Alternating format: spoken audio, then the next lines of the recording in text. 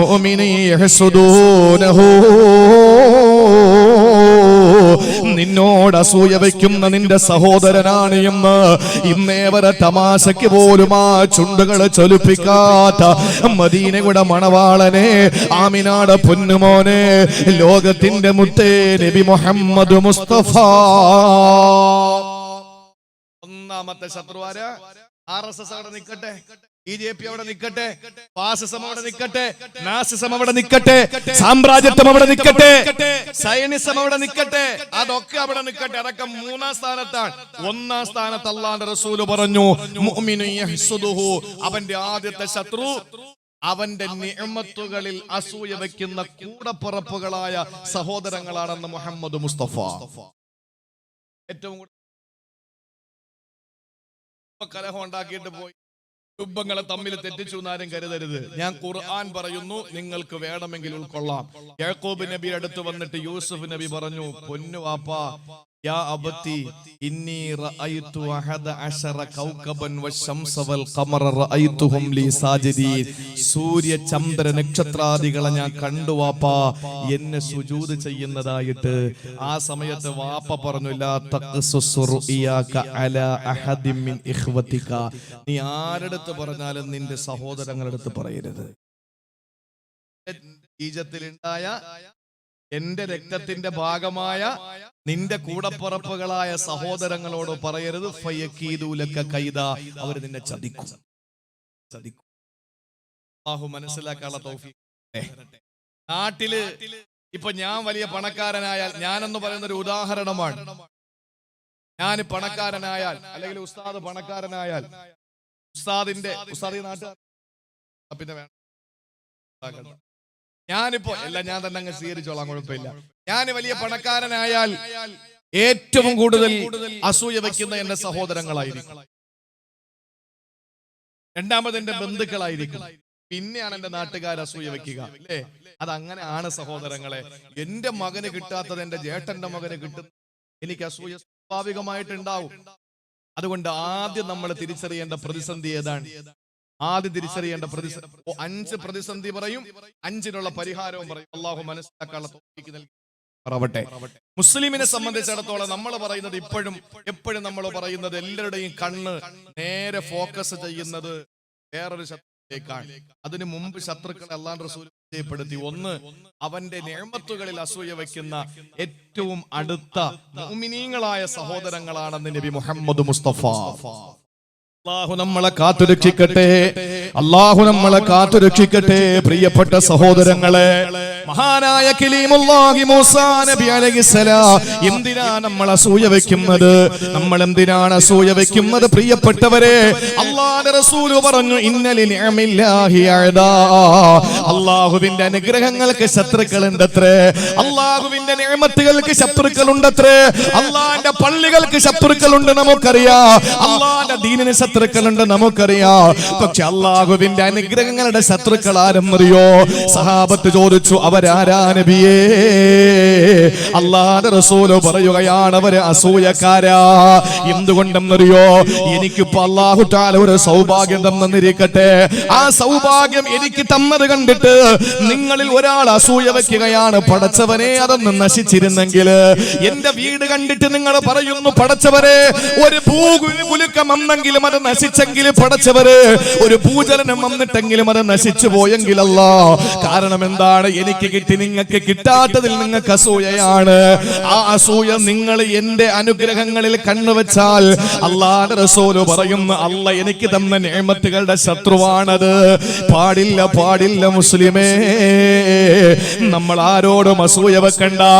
മഹാനായ സയ്യിദുനാ മൂസാ നബി അലൈഹിസ്സലാത്തു വസ്സലാം പറഞ്ഞതെന്തെന്നറിയോ? ഒരു ദിവസം മൂസാ നബി അലൈഹിസ്സലാത്തു വസ്സലാം അർശിന്റെ തണലിൽ ഒരാളെ കാണുകയാ. അല്ലാഹുവിന്റെ പ്രവാചകന്മാർക്ക് അല്ലാഹ് കാണിച്ചു കൊടുക്കാറുണ്ട്. മൂസാ നബി അലൈഹിസ്സലാം നോക്കുമ്പോ അള്ളാഹുവിന്റെ സിംഹാസനത്തിന്റെ ചുവട്ടിൽ ഒരാളിരിക്കുകയാ. ആ മനുഷ്യന് വല്ലാത്ത അടുപ്പം ചെന്ന മനുഷ്യനാ. അള്ളാഹുവിനോട് ഏറ്റവും അടുപ്പക്കാരനായ മനുഷ്യനാ. കാരണം അള്ളാന്റെ സിംഹാസനത്തിന്റെ ചുവട്ടിലിരിക്കാൻ ഭാഗ്യം കിട്ടിയ മനുഷ്യനല്ലേ. ആ മനുഷ്യനെ അള്ളാഹുവിന്റെ പ്രവാചകന് മൂസാ നബി ചോദിച്ചല്ലോ, ഈ മനുഷ്യനാരാ? ഇത്രയും വലിയ അടുപ്പക്കാരൻ നിനക്കുണ്ടെങ്കിൽ അവന് ആരാണെന്നൊന്ന് പറഞ്ഞു തരുവോ? ആ സമയത്ത് മൂസാ നബിയോട് അല്ല പറയുന്നു, ഓ മൂസാ നബിയേ, അയാൾ ആരാണെന്ന് അറിയുന്നതിന് മുമ്പ് അയാൾ എങ്ങനെ ഇവിടെ എത്തിയെന്നറിയണ്ടേ? അതല്ലേ വേണ്ടത്. ആരായ നിങ്ങൾക്കെന്താ? അയാൾക്ക് ഈ അടുപ്പം കിട്ടാൻ കാരണം എന്തെന്നല്ലേ നിങ്ങൾ പഠിക്കേണ്ടത്? അതല്ലേ നിങ്ങൾ അന്വേഷിക്കേണ്ടത്? അതല്ലേ നിങ്ങൾ പ്രബോധനം ചെയ്യേണ്ടത്? അവരാരോ ആയിക്കോട്ടെ, നിങ്ങൾ ആരാണെന്ന് അന്വേഷിക്കുന്നതിന് മുമ്പ് അയാൾ ഇങ്ങനെ എന്റെ സിംഹാസനത്തിന്റെ ചുവട്ടിലെത്തിയെന്ന് നിങ്ങൾ അറിയുക. മൂസാ നബി ചോദിക്കുന്നു, അല്ലാ, അയാളെ എങ്ങനെയാ നീ ഇത്ര അടുപ്പക്കാരനാക്കിയതല്ല? ഇത്രയും അടുപ്പം ശ്രദ്ധിക്കാൻ അയാള് ചെയ്ത പ്രവൃത്തി എന്താ? മഹാനായ മൂസാ നബിയോട് അല്ലാഹ് പറയുകയാ,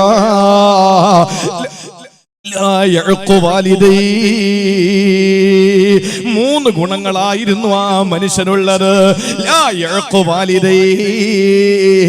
മാതാപിതാക്കളെ ഇന്നേ വരെ ബുദ്ധിമുട്ടിക്കാത്ത മനുഷ്യനാണത്. ഇന്നേ വരെ മാതാപിതാക്കളോട് ഛേ എന്ന് പോലെ പറഞ്ഞിട്ടില്ല. മാതാപിതാക്കളുടെ നേരെ കണ്ണൊന്നുരുട്ടിയിട്ടില്ല. മാതാപിതാക്കളുടെ മുമ്പിലൊന്ന് ശബ്ദമുയർത്തി സംസാരിച്ചിട്ടില്ല. എന്റെ പ്രിയപ്പെട്ടവരെ, രണ്ടാമത്തേതാണ് ഏശനി പറഞ്ഞ് നടന്നിട്ടില്ല. ഇന്ന് ഏശനി എല്ലാവർക്കും വല്ലാത്തൊരു സുഖമാണ്. നിങ്ങളുടെ അടുത്ത് വന്നിട്ട് ഞാൻ വന്ന് നിങ്ങളോട് മറ്റൊരാളെ പറ്റി അവരറിയാത്തത് പറഞ്ഞു തരുക. എന്നിട്ട് അവരുടെ അടുത്ത് ചെന്നിട്ട് നിങ്ങളെ പറ്റി നിങ്ങളറിയാത്തത് പറഞ്ഞു കൊടുക്കുക. ഇന്ന് ആളുകൾക്ക് വല്ലാത്ത ഹരമാണത്. അതിൽ പ്രഭാഷകനാണെന്നോ, അതല്ലെങ്കിൽ സയ്യിദാണെന്നോ, അല്ലെങ്കിൽ ഖാദിയാണെന്നോ, അല്ലെങ്കിൽ ആലിമാണെന്നോ, അല്ലെങ്കിൽ തങ്ങളാണെന്നോ, അല്ലെങ്കിൽ ഹാജിയാണെന്നോ, അല്ലെങ്കിൽ പ്രസിഡന്റ് ആണെന്നോ, അല്ലെങ്കിൽ ഇമാമാണെന്നോ, അതൊന്നും പരിഗണനയില്ല. ആരെ പറ്റി വേണോ നമ്മൾ നമീമത്ത് ഏശന് പറയാ നമ്മൾ മിടുക്കന്മാരാ. ആരെ പറ്റി വേണമെങ്കിൽ നമ്മൾ പറയാ നല്ല തിടുക്കത്തിലാ നമ്മളുള്ളത്. എന്നാലും പഠിച്ചോ, ഈ അർശിന്റെ ചുവട്ടിൽ ഇരിക്കാൻ ഭാഗ്യം ലഭിച്ച മനുഷ്യന്റെ രണ്ടാമത്തെ ക്വാളിറ്റി എന്താണ്? അയാള് ഏശനി പറയാത്തവനാ. നമ്മുടെ വിഷയം അതുമല്ല. മൂന്നാമതായിട്ട് അല്ലാഹു മൂസാ നബിയോട് പറയുകയാ, ലാ യഹ്സുദൂനന്നാസ്, ജനങ്ങളോട് ഒരു കാര്യത്തിലും അസൂയ വെക്കൂല. അല്ലാഹു പറയുന്ന ഒരു നിഅമത്തുകൾക്കും അവൻ അസൂയ വെക്കൂല. ആർക്ക് എന്ത് കിട്ടിയാലും പറയും അൽഹംദുലില്ലാ, അവനത് കിട്ടിയല്ലോ, സന്തോഷം. നമ്മൾ എന്തിനാ അസൂയ വെക്കുന്നത്? ഒരിക്കലും പ്രിയപ്പെട്ടവരെ, ഒരാൾക്കുള്ള നിഅമത്ത് കൊടുക്കുന്നത് കാണുമ്പോ, ഞാൻ പ്രസംഗിക്കുന്ന ആളാണ്, പ്രഭാഷകനാണ്, എന്നെ പോലത്തെ ഒരു പ്രഭാഷകന് നല്ല പ്രസംഗം അവതരിപ്പിക്കുമ്പോ, അല്ലാഹുവേ എന്നെക്കാല് സാമർഥ്യനാണല്ലോ, സമർത്ഥനാണല്ലോ, സാമർഥ്യമുള്ളവനാണല്ലോ എന്ന് ചിന്തിച്ചിട്ട് അവന്റെ ഈ അനുഗ്രഹം നീ തിരിച്ചെടുക്കണമെന്ന് ആഗ്രഹിച്ചാൽ അവന് വളർന്നു പോകും. ഞാൻ താഴോട്ട് തളർന്നു പോകും, അതിന് സംശയമില്ല. മാത്രമല്ല, എന്റെ ജീവിതത്തിൽ ചെയ്ത എല്ലാ സൽക്കർമ്മങ്ങളും പൊളിഞ്ഞു പോകുന്നതാണ്. അൽ ഹസദു യഅകുലുൽ ഹസനാ കമാ തഅകുലുൻ നാറുൽ ഹതബാ, തീ വിറകിനെ ഭക്ഷിക്കുന്നത് പോലെ എന്റെ നമസ്കാരവും, എന്റെ നോമ്പും, എന്റെ സൽക്കർമ്മങ്ങളും, എന്റെ സ്വതക്കയും, എന്റെ തഹജ്ജുദും, എന്റെ ളുഹായും, എന്റെ ജീവിതത്തിലെ മുഴുവൻ സൽക്കർമ്മങ്ങളെയും ഈ അസൂയ എന്ന് പറയുന്ന സംഗതി നശിപ്പിക്കുമെന്ന് ആദരവായ പ്രവാചകൻ നബി മുഹമ്മദ് മുസ്തഫ. ആരുടെ അല്ലാഹു ആർക്ക് കൊടുത്ത നിഅമത്ത് കണ്ടിട്ട് അസൂയ വെക്കല്ലേ, അത് ഒരിക്കലും നശിച്ചു പോകാൻ കൊതിക്കല്ലേ. അല്ലാഹ് പറഞ്ഞതെന്താണ്? അൽ ഹാസിദു അദുവുൽ നിഅമതി, എന്റെ നിഅമത്തിന്റെ ശത്രുവാണ് അസൂയ വെക്കുന്നവന്, എന്റെ നിഅമത്തുകളുടെ ശത്രുവാണ്. ഇതാരാണ് പറഞ്ഞത്? അല്ലാഹുവാണ് പറഞ്ഞത്. സർവലോക സൃഷ്ടിസ്ഥിതി സംഹാരകർത്താവായ അല്ലാഹ്, നമ്മുടെ സൃഷ്ടിച്ച അല്ലാഹ്, നമ്മളെ സംരക്ഷിക്കുന്ന അല്ലാഹ്, നാളെ നമ്മളെ സംഹരിക്കുന്ന അല്ലാഹ്, അവനാണ് പറഞ്ഞത്. അൽ ഹാസിദു അദുവുൽ നിഅമതി, അസൂയ വെക്കുന്നവൻ എന്റെ നിഅമത്തുകളുടെ ശത്രുവാണ്. മുതസഖിതുൽ ലിഖളാഇ, എന്റെ വിധിയിൽ ദേഷ്യമുള്ളവനാണ്. ഗൈറു റാളിം ബിഖിസ്മതി, എന്റെ ഓഹരിയിൽ തൃപ്തിപ്പെടാത്തവനുമാണ്. എനിക്ക് പ്രസംഗിക്കാൻ കഴിവെന്ന് വേറൊരാൾക്കും കൊടുത്ത്, ഇച്ചിരി കഴിവ് കൂടുതൽ അയാൾക്ക് കൊടുത്ത്, അപ്പൊ ഞാൻ ചിന്തിക്കാൻ, പടച്ചോനെ എന്തൊരു പ്രസംഗമാണ്, ഒരു ചെറിയ കുച്ചെങ്കിലും കൊടുത്താൽ ഞാൻ രക്ഷപ്പെട്ടേനെ എന്ന് ചിന്തിച്ചാൽ അള്ളാഹുവിന്റെ ഖിസ്മത്തിലെ ഓഹരി, അള്ളാഹു ഓഹരി ചെയ്ത് കൊടുക്കുന്നതിൽ എനിക്ക് തൃപ്തിയായില്ലെന്നല്ലേ അർത്ഥം. അപ്പൊ അള്ളാഹു തആല വെറുതെ വിടുവോ? അല്ല വെറുതെ വിടോ? അള്ളാന്റെ പള്ളിയുടെ മുമ്പിൽ വന്ന്, അല്ലെങ്കിൽ പടച്ചവന്റെ മദ്രസയുടെ മുമ്പിൽ വന്ന്, അല്ലെങ്കിൽ പടച്ചവന്റെ പരിശുദ്ധ ദീനിനോട് കളിക്കുന്നത് പോലെയാണോ ഇത്? അല്ല പറയാണ്, എന്റെ നിഅമത്തുകളുടെ ശത്രുവാണ്, എന്റെ ഓഹരി കൊണ്ട് പൊരുത്തപ്പെടാത്തവനാണ്, എന്റെ വിധിയിൽ തൃപ്തിപ്പെടാത്തവനാണ്. അതുകൊണ്ട് നമ്മൾ ആരുടെ നിഅമത്തുകൾക്കും അസൂയ വെക്കണ്ട. ഇത് വിശദീകരിക്കാൻ സമയമില്ല. ആർക്ക് അല്ലാഹു കൊടുത്ത നിഅമത്തുകളുടെ നമ്മൾ അസൂയ വെക്കരുത്. നമുക്കൊരു നിഅമത്ത് കിട്ടുമ്പോൾ മറ്റുള്ളവർ അസൂയ വെച്ചാൽ അതിൽ നിന്ന് രക്ഷപ്പെടാൻ വേണ്ടി നമുക്ക് ഇൻഷാ അല്ലാഹ് ചെയ്യാനുള്ള ഒറ്റ കാര്യമുണ്ട്. അതാണ് ഖുൽ അഊദു ബിറബ്ബിൽ ഫലഖ് മിൻ ശർരി മാ ഖലഖ വമിൻ ശർരി ഗാസിഖിൻ ഇദാ വഖബ വമിൻ ശർരി നഫാഥാതി ഫിൽ ഉഖദ് വമിൻ ശർരി ഹാസിദിൻ ഇദാ ഹസദ്. സൂറത്തുൽ ഫലഖ് നമ്മൾ പതിവാക്കുക. അല്ലാഹു തൗഫീഖ് തരട്ടെ. പൊന്ന സഹോദരങ്ങളെ, ചില ആളുകൾ കണ്ണു വെച്ച് കഴിഞ്ഞാൽ അത് വെന്ത് വെണ്ണീറായി പോകും. അതിൽ ഒരു സംശയവും വേണ്ട. കണ്ണ് വലിയ പ്രശ്നമാണ്. സിഹ്ർ ഏതെങ്കിലും അമ്പലത്തിൽ ചെന്ന് പട്ടിക്കാഷ്ടത്തിലും നായയുടെ കാഷ്ടത്തില് സിഹ്ർ ചെയ്ത് ക്ഷുദ്രം ചെയ്ത് കൊണ്ടുവന്ന് വെക്കുന്നതിനേക്കാൾ ഭീകരമാണ് അങ്ങനെ നോക്കിയിട്ടൊന്ന് ഇരുത്തിയാൽ മതി, തീർന്ന്. അതുകൊണ്ടാണ് നമ്മൾ നമ്മുടെ പ്രിയപ്പെട്ട മക്കളെ ആ മക്കളെ പോലും കുളിപ്പിച്ച് നമ്മൾ എടുത്തുകൊണ്ട് വന്നു കഴിഞ്ഞാൽ നമ്മൾ പറയണം മാഷാ അല്ലാ എന്ന് നമ്മൾ പറയണം. ഇല്ലെങ്കിൽ നമ്മളിൽ നിന്ന് തന്നെ നമ്മുടെ മക്കൾക്ക് കണ്ണേറുണ്ടാവും. കണ്ണാടി നോക്കുമ്പോ നമ്മുടെ സൗന്ദര്യം തന്നെ നമ്മൾ കണ്ടിട്ട് അസൂയ വെക്കാനും കണ്ണ് വരാനും സാധ്യതയുണ്ട്. അതുകൊണ്ടാണ് നബി തങ്ങൾ പറഞ്ഞത്, അവിടെയും നീ ഒരു കുറവായിട്ട് കണ്ടിട്ട് നീ പറയണം, അല്ലാഹുമ്മ ഹസ്സിൻ ഖുൽഖി കമാ ഹസ്സൻത ഖൽഖി, അല്ലാഹ് എന്റെ പുറമൊക്കെ നീ ശരിയാക്കി തന്നു, മോശമാണ്, അതുകൊണ്ട് നീ ശരിയാക്കി താ അല്ലാഹ്. കാരണം എന്താണ്? നമ്മളെല്ലാം തികഞ്ഞവനാണെന്ന് തോന്നും. ആർക്കും ജന്മനാ കിട്ടിയ സൗന്ദര്യം മോശമാണെങ്കിൽ പുതിയ സംവിധാനങ്ങൾ ഉപയോഗിച്ചൊക്കെ സൗന്ദര്യം കൂട്ടാനൊക്കെ എല്ലാ സെലിബ്രിറ്റികളും അങ്ങനെയാണ്. 180 വയസ്സായ നടീതടന്മാരൊക്കെ നടക്കുന്നത് ഇപ്പോഴും 18 വയസ്സുകാരെ പോലെയാണ്. കാരണം എന്താണ്? പൈസയുണ്ട്. അവർക്ക് ധൈര്യമായിട്ട് അവരുടെ കോലങ്ങൾ മാറ്റാൻ ഇപ്പോ പ്ലാസ്റ്റിക് സർജറിയാണ്. നമ്മുടെ ശാസ്ത്രം പുരോഗമിച്ചില്ലേ? മെയിൻ അപകടം നടന്ന ഒരു സമയത്ത് ഒരു ചെറുപ്പക്കാരന്റെ ലിംഗം തെറിച്ചുപോയി. ഹൈവേയിൽ വെച്ച് ലിംഗം തെറിച്ചുപോയി ഒരു ചെറുപ്പക്കാരൻ്റെത്. മംഗലാപുരത്തുള്ള കസ്തൂർബ മണിപ്പാലിലാണ് അതിന്റെ കേന്ദ്രമെങ്കിലും മംഗലാപുരത്തെ കസ്തൂർബ മെഡിക്കൽ കോളേജ് എന്ന് പറയുന്ന കർണാടകയിലെ മെഡിക്കൽ കോളേജിലെ നിപുണനായ ഏറ്റവും പ്രഗത്ഭനായ പ്രശസ്തനായ ഡോക്ടർ ഒരു വിരൽ മുറിച്ചെടുത്തിട്ട് ആ വിരൽ ലിംഗമായി വെച്ച് പിടിപ്പിച്ചിട്ട് അതിന് ഉദ്ധാരണ ശേഷി ഉണ്ടാക്കി കൊടുത്ത കാലമാണ് നമ്മളുള്ളത്. ആ ഒരു ലോകത്താണ് നമ്മളുള്ളത്. ഇപ്പൊ അടുത്ത സമയത്ത് ഉദ്ധാരണ ശേഷി കൂടാൻ വേണ്ടിയിട്ട് ആളക്കടിക്കുന്ന മരുന്നടിച്ചിട്ട് തന്റെ ഗേൾ ഫ്രണ്ടിന്റെ അടുത്ത് പോകാൻ വേണ്ടിയിട്ട് ഒരു വാർത്തയാണ്, വലിയ വാർത്തയാണ്. NRC അങ്ങ് മുങ്ങിപ്പോയെന്നേ ഉള്ളൂ. ഉദ്ധാരണ ശേഷി കൂട്ടാൻ വേണ്ടിയിട്ട് കാളക്കടിക്കുന്ന മരുന്നെടുത്ത് അടിച്ചിട്ട് ഗേൾ ഫ്രണ്ടിനോടൊപ്പം സഞ്ചരിക്കാനും സഹവസിക്കാനും തീരുമാനിച്ചു. ആശുപത്രിയിൽ കയറി ഇപ്പൊ 45-50 ഓപ്പറേഷൻ കഴിഞ്ഞു. അള്ള തരുന്ന ഒരു നിയമത്തുണ്ട് സഹോദരങ്ങളെ. നമുക്കിപ്പോ അല്ലാഹു തആല കാൽമുട്ട് തന്ന് എവിടെ ാൻ കുഴപ്പമൊന്നുമില്ല. 10-25-35 വർഷം കഴിഞ്ഞാൽ പിന്നെ ഈ മുട്ട് മടങ്ങാതെ നമ്മൾ മുട്ട് മാറ്റി വെക്കേണ്ടി വരുന്നു. മുട്ടുമാറ്റിവെക്കൽ ശസ്ത്രക്രിയ ഇന്ത്യയിൽ ആദ്യമായി നടത്തിയത് അടൽ ബിഹാരി വാജ്പേയി എന്ന് പറയുന്ന AB വാജ്പേയി എന്ന ഒരു കാലത്ത് മിതവാദിയാണെന്ന് ഇപ്പൊ തോന്നിപ്പോകുന്ന അന്നെന്ന ഏറ്റവും വലിയ ഭീകരവാദിയായി നമുക്ക് തോന്നിയ മുൻ പ്രധാനമന്ത്രി. അന്ന് നമ്മൾ തോന്നിയതാണ് ഏറ്റവും വലുതെന്ന്. പിന്നീട് മഹാന്മാരൊക്കെ വന്നപ്പോ നമ്മൾ മനസ്സിലായി അത് മിതവാദിയാണെന്ന്. അപ്പൊ ആളുകൾ മിതവാദി, വലിയവാദി, തീവ്രവാദി എന്നൊക്കെ പേര് കൊടുക്കുന്നത് പുറകെ ഓരോന്ന് വരുമ്പോഴാണ്. ഇപ്പൊ നമ്മൾ ലോകം കണ്ട ഏറ്റവും വലിയ ഭീകരവാദി മോഡിയും ഷായും യോഗി എന്നാ നമ്മൾ കരുതുന്നത്. ഇതിനെക്കാളും വലുത് വരുമെന്ന് അഷ്റഫുൽ ഖൽഖ് നബി മുഹമ്മദ് മുസ്തഫ. പിന്നീട് കഴിഞ്ഞ് പറയാം. എന്റെ പ്രിയപ്പെട്ട സഹോദരങ്ങളെ, ചുരുക്കത്തിൽ അള്ളാഹു തന്ന ഈ കാലുണ്ടല്ലോ, ഇപ്പോ നമുക്കറിയാം മഴതനിയുടെ നാടാണിത്. മഅദനിയുടെ കാല് എത്ര തവണ ആ വെപ്പുകാല് മാറ്റിവെച്ചു. കോയമ്പത്തൂര് വെച്ച് അദ്ദേഹം അനുഭവിച്ച ഏറ്റവും വലിയ വിഷമം എന്ന് പറഞ്ഞാൽ അദ്ദേഹത്തിന്റെ കാല് മാറ്റിവെക്കാൻ കഴിയാത്ത നിലയിൽ അദ്ദേഹം ശംഖുമുഖത്ത് കടപ്പുറത്ത് തടിച്ചുകൂടിയ പുരുഷാരത്തിന്റെ മുമ്പിൽ അദ്ദേഹത്തിന്റെ വെപ്പുകാല് കാണിച്ചു കൊടുത്തു. മാറ്റണം. അതിനോട് ചോദിച്ചു നോക്ക്, ഉസ്താദ് ക്വാളിറ്റി ഉള്ളതാണെങ്കിൽ 3 വർഷം, ഇല്ലെങ്കിൽ 1.5 കൊല്ലം കഴിയുമ്പോൾ മാറ്റി വെക്കണം. അള്ളാഹു തന്ന ഈ കാലുകൊണ്ട് 10-80 കൊല്ലം പാറകളിലും അതുപോലെ തന്നെ ഏത് ലോകത്തും ഓടി നടന്നിട്ട് ഉപ്പൂറ്റി തേഞ്ഞു പോയി മാറ്റി വെക്കണമെന്ന് നമ്മൾ ഇതുവരെ കേട്ടിട്ടുണ്ടോ?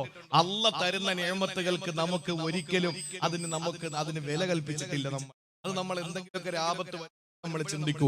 അള്ളാഹു അവന്റെ നിഅമത്തുകൾക്ക് നന്ദി രേഖപ്പെടുത്താനും അള്ള തരുന്ന നിഅമത്തുകൾക്ക് അസൂയ വയ്ക്കുന്നവരിൽ നിന്ന് രക്ഷപ്പെടാനും അള്ളാഹു തൗഫീക്ക് നൽകട്ടെ. ഇനി അത് വിശദീകരിച്ചു കൊണ്ടിരിക്കാൻ സമയമില്ല.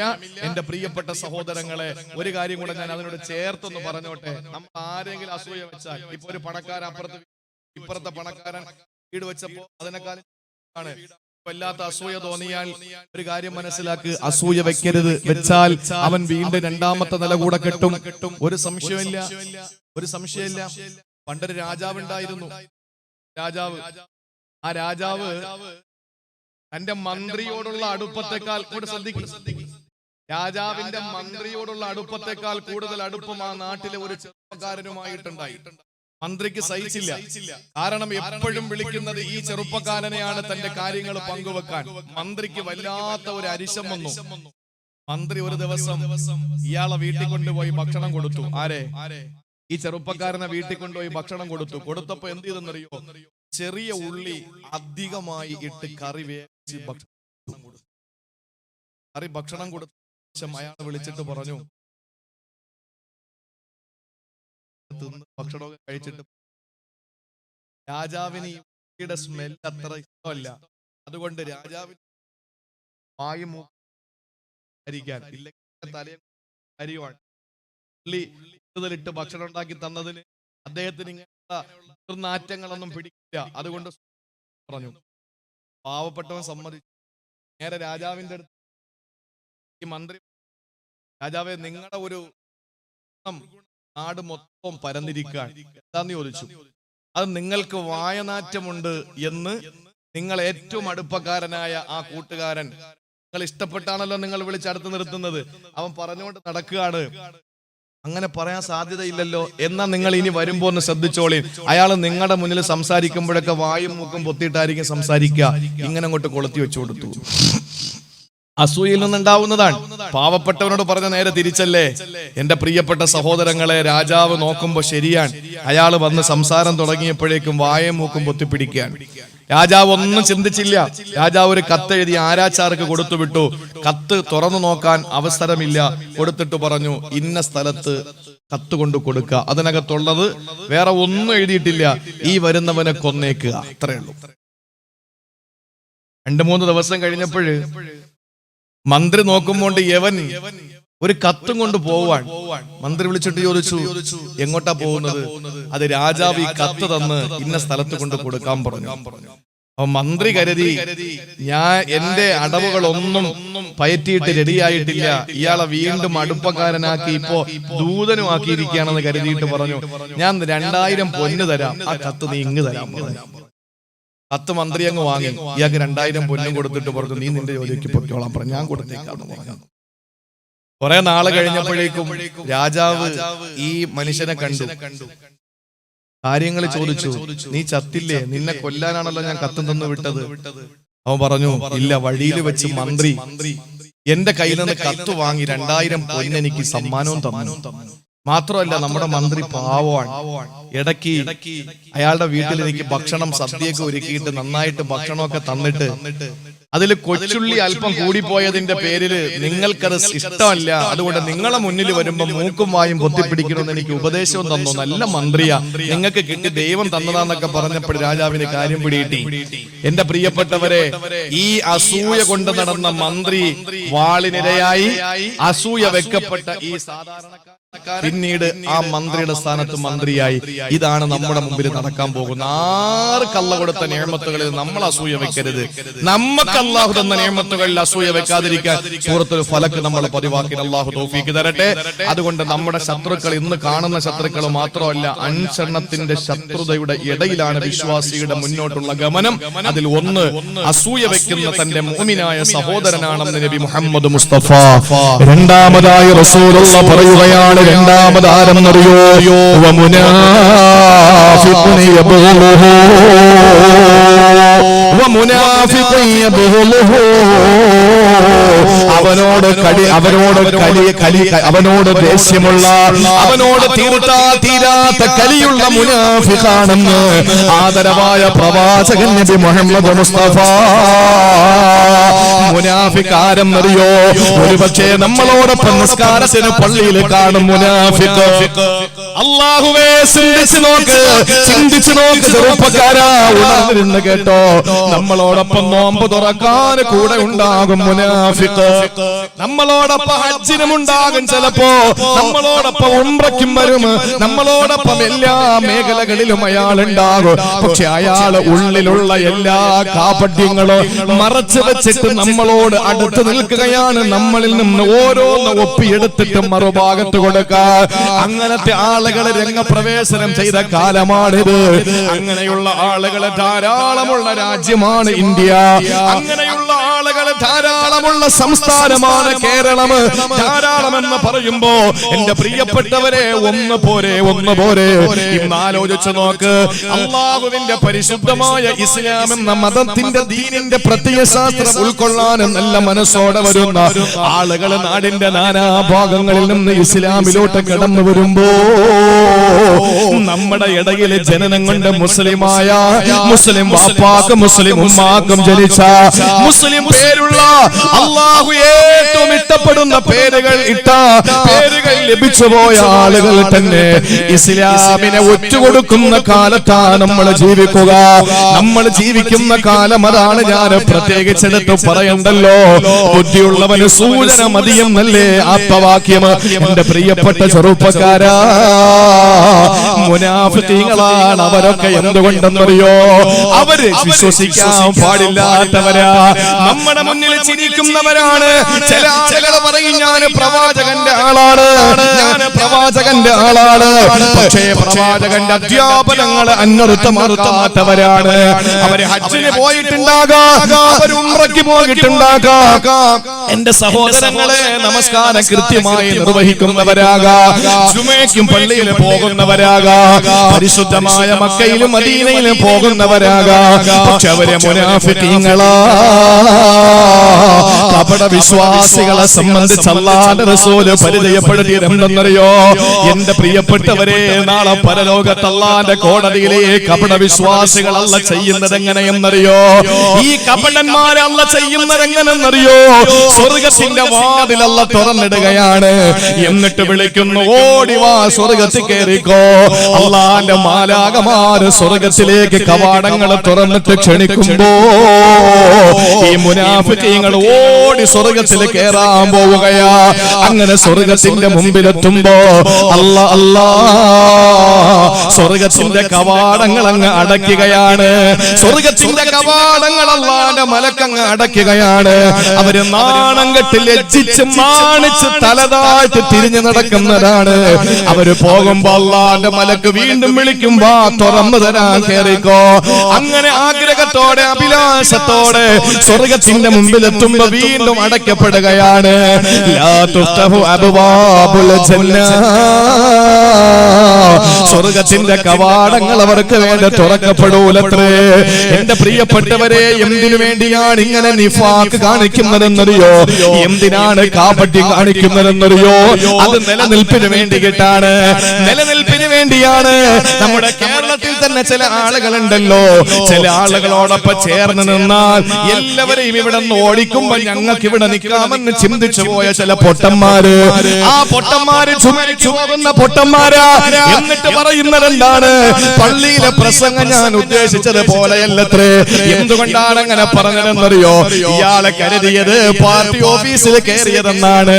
അള്ളാന്റെ പള്ളിക്കകത്താണ് ഇരിക്കുന്നതെന്ന ബോധമില്ല. ഖുർആൻ കേട്ടപ്പോ ഹാലിളകിയതാണ്. പ്രിയപ്പെട്ട സഹോദരങ്ങളെ, അങ്ങനത്തെ ആളുകളുടെ ചിന്ത എന്താണ്? എല്ലാവരെയും മാറ്റി ഓടിക്കുമ്പോ തങ്ങൾക്ക് ഇവിടെ നിൽക്കാമെന്നാണ്. നിങ്ങൾക്കറിയോ, ഒരു ദിവസം മഹാനായ സയ്യിദുനാ അലി റളിയല്ലാഹു അൻഹുവിനെയും മിഖ്ദാദ് തങ്ങളെയും സുബൈർ തങ്ങളെയും റസൂൽ വിളിക്കുകയാ. എന്നിട്ട് പറഞ്ഞു, സുബൈറേ, അലിയേ, മിഖ്ദാദേ, നിങ്ങൾ പെട്ടെന്ന് ഒട്ടകമെടുത്ത് കുതിരയെടുത്തിട്ട് നിങ്ങൾ റൗളത്തുൽ ഖാഖ് എന്ന സ്ഥലത്ത് പോകണം. റൗളത്തുൽ ഖാഖ് എന്ന സ്ഥലത്ത് നിങ്ങൾ ചെന്നാൽ അവിടെ ഒട്ടകക്കെട്ടിൽ ഒരു പെണ്ണിരിപ്പുണ്ട്, പേര് സാറ. ആ സാറ എന്ന പെണ്ണിന്റെ കയ്യിലൊരു കത്തിരിപ്പുണ്ട്, നിങ്ങൾ വാങ്ങിക്കൊണ്ടുവാ. സുബ്ഹാനല്ലാഹ്, അലി തങ്ങളുടെ കുതിര അതാ ഹാജരായി. കുതിരപ്പുറത്ത് കയറിയിട്ട് 3 പേരും അതാ റൗളത്തുൽ ഖാഖ് എത്തുകയാ. അവിടെ ചെല്ലുമ്പോ നബി തങ്ങൾ പറഞ്ഞതുപോലെ ഒട്ടകമുണ്ട്, ഒട്ടകക്കട്ടിലുണ്ട്. ഒട്ടകക്കട്ടിലതാ സാറ എന്ന പെണ്ണുമുണ്ട്. ആ പെണ്ണിനോട് ചെന്നിട്ട് ചോദിച്ചു, സാറ, നിന്റെ കയ്യിലുള്ള കത്തങ്ങ് തരുവോ? അവള് ചോദിച്ചു, എന്ത് കത്ത്, ഏത് കത്ത്? അങ്ങനെ ഒരു കത്ത് എനിക്കറിയില്ലല്ലോ. മഹാനായ അലി തങ്ങൾ പറഞ്ഞു, പെണ്ണേ സാറ, എന്റെ ഹബീബാണ് നിന്റെ കയ്യില് കത്തുണ്ടെന്ന് പറഞ്ഞത്, അതുകൊണ്ട് നിന്റെ കയ്യില് കത്ത് കാണുമെന്ന് എനിക്കറിയാം. മര്യാദയ്ക്ക് കത്തെടുക്കു പെണ്ണേ, ഇല്ലെങ്കിൽ നിന്റെ തുണി അഴിച്ചിട്ടാണെങ്കിൽ ഞങ്ങൾ കത്തെടുക്കുമെന്ന് ഭീഷണിപ്പെടുത്തിയപ്പോ അവള് മുടിക്കെട്ടിന്റെ ഉള്ളിൽ ഒന്ന് കത്തെടുത്ത് അലിയുടെ കയ്യിൽ കൊടുക്കുകയാ. ആ കത്തും വാങ്ങിയിട്ടില്ല ഹളറത്തി റസൂലില്ല. അല്ലാഹുവിന്റെ ഹബീബിന്റെ മുമ്പിലേക്ക് വന്നു. ആ കത്ത് നിവർത്തിയിട്ട് റസൂലുള്ള വായിച്ചിട്ട് ചോദിക്കുകയാണ്, ഐന ഹാതിബ് ബിൻ അബീ ബൽതഅ, എവിടെയാടാ ഹാതിബ്? ഇവിടെ വാടാ, ഹാതിബ് ഇവിടെ വാടാ എന്ന് പറഞ്ഞു. സഹാബാക്കളിലെ പ്രമുഖനായ ഹാതിബ് ബിൻ അബീ ബൽതഅ റളിയല്ലാഹു തആല അൻഹു ഓടി അല്ലാഹുവിന്റെ റസൂലിന്റെ മുമ്പിലേക്ക് എത്തുകയാ. നബി തങ്ങൾ ചോദിച്ചു, ഹാതിബേ, നീ എന്തു പണിയാ കാണിച്ചത്? എന്തു പണിയാണ് ഹാതിബേ നീ കാണിച്ചത്? ആ സമയത്ത് അല്ലാഹുവിന്റെ റസൂലിനോട് ഹാതിബ് പറഞ്ഞു, നബിയേ, ഞാനിത് ചെയ്തത് ഒരിക്കലും ഇസ്ലാമിൽ നിന്ന് പുറത്തു പോകാൻ വേണ്ടിയല്ല, ഒരിക്കലും അങ്ങനെ ഒറ്റുകൊടുത്തതല്ല. ഇത് കേട്ടപ്പോ ഉമർ തങ്ങൾക്ക് കാര്യം മനസ്സിലായി. ഉമർ തങ്ങൾ ചോദിച്ചു, നബിയേ, ഇവൻ എന്താ ചെയ്തത്? അല്ലാഹുവിന്റെ റസൂൽ പറഞ്ഞു, ഉമറേ, ഇവനെ ചെയ്തത് എന്തെന്നറിയോ? നമ്മുടെ രഹസ്യ നീക്കങ്ങളെ മക്കക്കാർക്ക് ഒറ്റുകൊടുത്തിരിക്കുകയാ. നമ്മുടെ രഹസ്യ നീക്കങ്ങളെ മക്കക്കാർക്ക് ഒറ്റുകൊടുത്തിരിക്കുകയാ. അവർക്ക് ഇവനെ രഹസ്യമായി വിവരം കൊടുത്തിരിക്കുകയാ. ആ കത്താണ് ഈ കത്ത്. ആ കത്താണ് ഞാൻ തിരിച്ചെടുപ്പിച്ചതെന്ന് പറഞ്ഞു. ആ സമയത്ത് ഉമർ റളിയല്ലാഹു അൻഹു വാള് വലിച്ചൂരിയിട്ട് ചോദിക്കുന്നു, യാ റസൂലല്ലാഹ്, ഞാനവനെ കൊന്നു കളയട്ടെ നബിയേ, ഞാനവനെ കൊന്നു കളയട്ടെ നബിയേ, അങ്ങയുടെ രഹസ്യ നീക്കങ്ങളെ വിവരം കൊടുത്ത ഇവനെ ഞാൻ കൊന്നു കളയട്ടെ നബിയേ. ആ സമയത്ത് അല്ലാഹുവിന്റെ ഹബീബ് പറയുന്നു, അല്ല ഉമറേ, അയാള് ബദറിൽ പങ്കെടുത്ത സഹാബിയാ. ബദറിൽ പങ്കെടുത്ത സഹാബാക്കളെ പറ്റി റസൂലുള്ളാഹി പറഞ്ഞതെന്താണ്? അല്ലാഹു അറിയിച്ചത്, നിങ്ങൾ എന്തു വേണോ ചെയ്തു അല്ലാഹു പുറത്തു തരുമെന്നാണ്. അത്രയും വലിയ ത്യാഗം ചെയ്തവരാ ബദരീങ്ങൾ. അതുകൊണ്ട് ബദരിയായതുകൊണ്ട് നമുക്ക് മാപ്പ് കൊടുക്കാം ഉമറേ. അല്ലാഹു മാപ്പ് കൊടുത്തെങ്കിൽ പിന്നെ നമുക്ക് എന്താ പേടി ഉമറേ? അങ്ങനെ മാപ്പ് കൊടുത്തു. എന്റെ പ്രിയപ്പെട്ടവരെ, എന്താ സംഭവിച്ചതെന്നറിയോ? ഹാതിബ് ബിൻ അബീ ബൽതഅ പറയുന്നു, മാ ഫഅൽതു യാ റസൂലല്ലാഹ്, നബിയേ, ഞാനിത് ചെയ്തത് ഒരിക്കലും അങ്ങയോടുള്ള വൈരാഗ്യം കൊണ്ടല്ല. വളർത്തി ദാദാ, ഇസ്ലാമിന്ന് പുറത്തു പോകാൻ വേണ്ടിയിട്ടുമല്ല, പിന്നെയോ എന്റെ സമ്പത്തെല്ലാം മക്കത്താണുള്ളത്. എന്റെ സമ്പത്ത് മുഴുവനും അങ്ങ് മക്കത്താണ്. ഞാൻ മദീനയിലേക്ക് വരുന്ന സമയത്ത് എന്റെ സ്വത്ത് നോക്കാൻ അവിടെ ആരുമില്ല. പക്ഷെ ഇവിടെ അങ്ങയുടെ സഹാബാക്കളിൽ എല്ലാ സഹാബത്തിനും ബന്ധുക്കൾ അവിടെ ഉണ്ട്. അവരൊക്കെ അത് നന്നായിട്ട് നോക്കുന്നുമുണ്ട്. എന്റെ ബന്ധുക്കൾ ആരും മക്കയിലില്ല നബിയേ. എന്റെ സ്വത്തുക്കളും മക്കയിലാണുള്ളത്. അതുകൊണ്ട് ഇങ്ങനെ ഒരു രഹസ്യം നീക്കത്തെ പറ്റി ഞാനൊന്ന് വിവരം കൊടുത്താൽ എന്റെ സ്വത്ത് അവര് നോക്കുമല്ലോ നബിയേ. മക്കക്കാരന്റെ സ്വത്തില് കൈവെക്കൂല. ഇതിന് പകരമായിട്ട് എന്റെ സ്വത്തുക്കളെല്ലാം അവര് സംരക്ഷിച്ചോളും. ആ ഒരു ആഗ്രഹം കൊണ്ട് ഞാൻ ചെയ്തതാണ് റസൂലേ. ആ സമയത്തതാ വിശുദ്ധ ഖുർആനിന്റെ ആയത്തിറങ്ങുകയാ. അല്ലാഹുവിന്റെ ആയത്തിറങ്ങുകയാണ്. ഖുർആൻ സമ്പൂർണമായതുകൊണ്ടാ. ഇല്ലെങ്കിൽ അബ്ദുള്ള കുട്ടിയുടെ പേരിൽ എത്ര ആയത്തല്ല ഇറക്കിയേനെ. എന്റെ സഹോദരങ്ങളെ, ആയത്തിറങ്ങുകയാണ്. ഹാത്തിബ് ബിൻ അബീ ബൽതഅത്തിന് വേണ്ടി ആയത്തിറങ്ങുകയാണ്. യാ അയ്യുഹല്ലദീന ആമനൂ ലാ തത്തഖിദൂ അദുവ്വീ വഅദുവ്വകും ഔലിയാ. അല്ലാഹു പറയുന്നു, എന്റെയും നിങ്ങളുടെയും ശത്രുക്കളെ നിങ്ങൾ സംരക്ഷകരാക്കല്ലേ.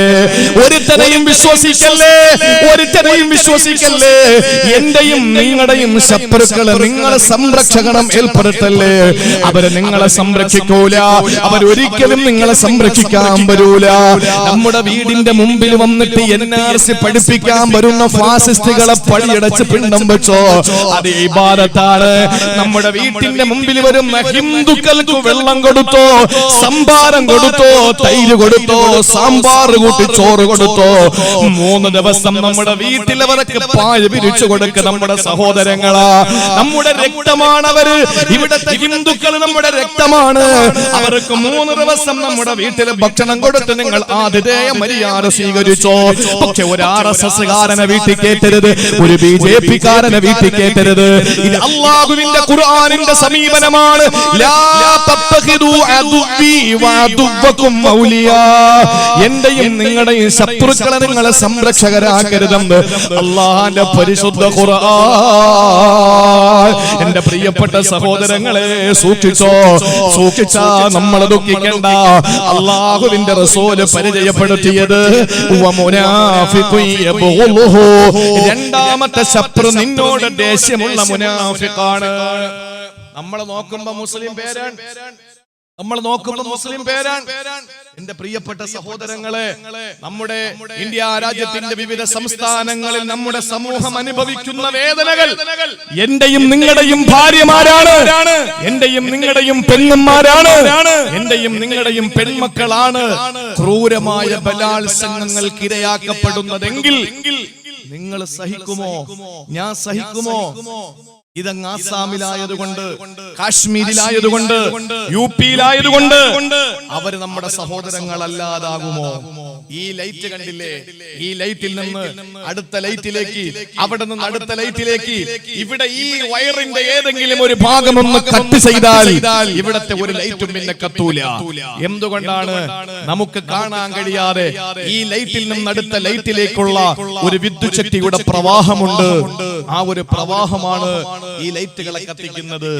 എന്റെയും നിങ്ങളുടെയും ഇടയിൽ ഒരു പരിശുദ്ധ തൗഹീദ് എന്ന ഈമാൻ എന്ന് പറയുന്ന നമുക്ക് കാണാൻ കഴിയാത്ത ഒരു പ്രവാഹം ഇങ്ങനെ ഓടുകയാ. അതുകൊണ്ടാണ് നിങ്ങൾക്ക് വരുന്ന വിഷമം എന്റെ വിഷമമാകുന്നത്. കാശ്മീരിലെ നമ്മുടെ സഹോദരങ്ങൾ, നമ്മുടെ പ്രിയപ്പെട്ടവർ അനുഭവിക്കുന്ന വിഷമങ്ങൾ നമുക്ക് വിഷമമായില്ലെങ്കിൽ നമ്മൾ മോമിനിയങ്ങളല്ല, മോമിനിയങ്ങളല്ല. നമ്മളത് മനസ്സിലാക്കിയാൽ മതി. അതുകൊണ്ട് പ്രിയപ്പെട്ടവരെ, മുനാഫിഖീങ്ങളെ നമ്മൾ കരുതിയിരിക്കുക, നമ്മളെ മുനാഫിഖീങ്ങളെ കരുതിയിരിക്കുക. നമ്മൾ കൃത്യമായിട്ട്, നമുക്ക് ഒളിച്ചു വെക്കാനൊന്നുമില്ല, നമുക്ക് കള്ളമില്ല, നമുക്ക് കാപട്യമില്ല. അതുകൊണ്ട് തുറന്നു പറയാം എന്റെ പ്രിയപ്പെട്ടവരെ. അബ്ദുള്ള കുട്ടി എന്ന് പറയുന്ന പറയുന്നതിന് ചില ആളുകൾക്ക് വിഷമമുണ്ട് ആ പേര് പറയുന്നതിൽ. ഞാൻ ചില ഭാഗങ്ങളിൽ ചില സ്ഥലങ്ങളിൽ കൊല്ലം ജില്ലയിലെ തന്നെ കണ്ണനല്ലൂരിൽ ഞാൻ ഒരു പ്രക്ഷോഭ പരിപാടിയിൽ പങ്കെടുത്ത് സംസാരിക്കുമ്പോൾ ഞാൻ അദ്ദേഹത്തിന് കൊടുത്ത പേര് അബ്ദുള്ള കുട്ടി എന്നല്ല, ദേവദാസ കുട്ടി എന്നാണ്. അബ്ദ് എന്ന് പറഞ്ഞാൽ ദാസൻ, അല്ലാ എന്ന് പറഞ്ഞാൽ ദേവൻ. അപ്പോ അബ്ദുള്ള എന്നതിന് പകരം നബി തങ്ങളുടെ വാപ്പാന്റെ പേരാണല്ലോ. മാത്രമല്ല അള്ളാഹു ഏറ്റവും കൂടുതൽ ഇഷ്ടപ്പെടുന്ന പേര് അബ്ദുള്ള ആണ് എന്ന് നബി മുഹമ്മദ് മുസ്തഫ. ഈ ആകാശത്തിന്റെ ചുവട്ടിലെ ഭൂമിയുടെ മുകളിൽ അള്ളാഹ് ഏറ്റവും കൂടുതൽ ഇഷ്ടപ്പെടുന്ന പേര് അബ്ദുള്ള. സെക്കൻഡ് അബ്ദുറഹ്മാൻ. അവന്റെ പേരിനോട് അബ്ദ് ചേർത്ത് വിളിക്കുന്നതിനാണ് അള്ളാഹുവിന് ഏറ്റവും ഇഷ്ടമെന്ന് ഹബീബായ നബി മുഹമ്മദ് മുസ്തഫ. ആ അബ്ദുള്ള കുട്ടി അല്ലെങ്കിൽ ദേവദാസ കുട്ടി അല്ലെങ്കിൽ ദേശീയ മുസ്ലിം, അതാ നമുക്ക് ഇവിടെ യോജിക്കുന്നത്. അദ്ദേഹത്തിന്റെ പ്രഭാഷണം കേൾക്കുമ്പോ സങ്കടം തോന്നുകയാണ്. ഈ ദേശീയ മുസ്ലിം ചിന്തിക്കുന്നുണ്ടോ അയാൾക്ക് ഇവിടെ കഴിയാൻ പറ്റുമെന്ന്? ഒരിക്കലുമില്ല. ലാ തത്തഖിദു അദുബി വഅദുവക്കും ഔലിയ. ഇനി സമയമുണ്ട്, പരിശുദ്ധമായ കലിമ ചൊല്ലി ഇസ്ലാമിലേക്ക് പരിപൂർണ സമ്പൂർണമായി. ഇപ്പൊ ഇസ്ലാമിൽ നിന്ന് പുറത്തുപോയി എന്ന് പറയാൻ പറ്റിയ അത്രയും വലിയ വിശാലമായ വിജ്ഞാനമൊന്നും അള്ളാഹു എനിക്ക് തന്നിട്ടില്ല. പക്ഷെ എങ്കിലും എന്റെ പ്രിയപ്പെട്ടവരെ, ചില പ്രവർത്തനങ്ങളും ചില വാക്കുകളും പ്രസംഗങ്ങളും കേൾക്കുമ്പോ അങ്ങനെ തോന്നിപ്പോകാറുണ്ട്. സ്നേഹത്തോടെ ഞാൻ ആവശ്യപ്പെടുകയാണ്, അദ്ദേഹം ഇത് കേൾക്കും.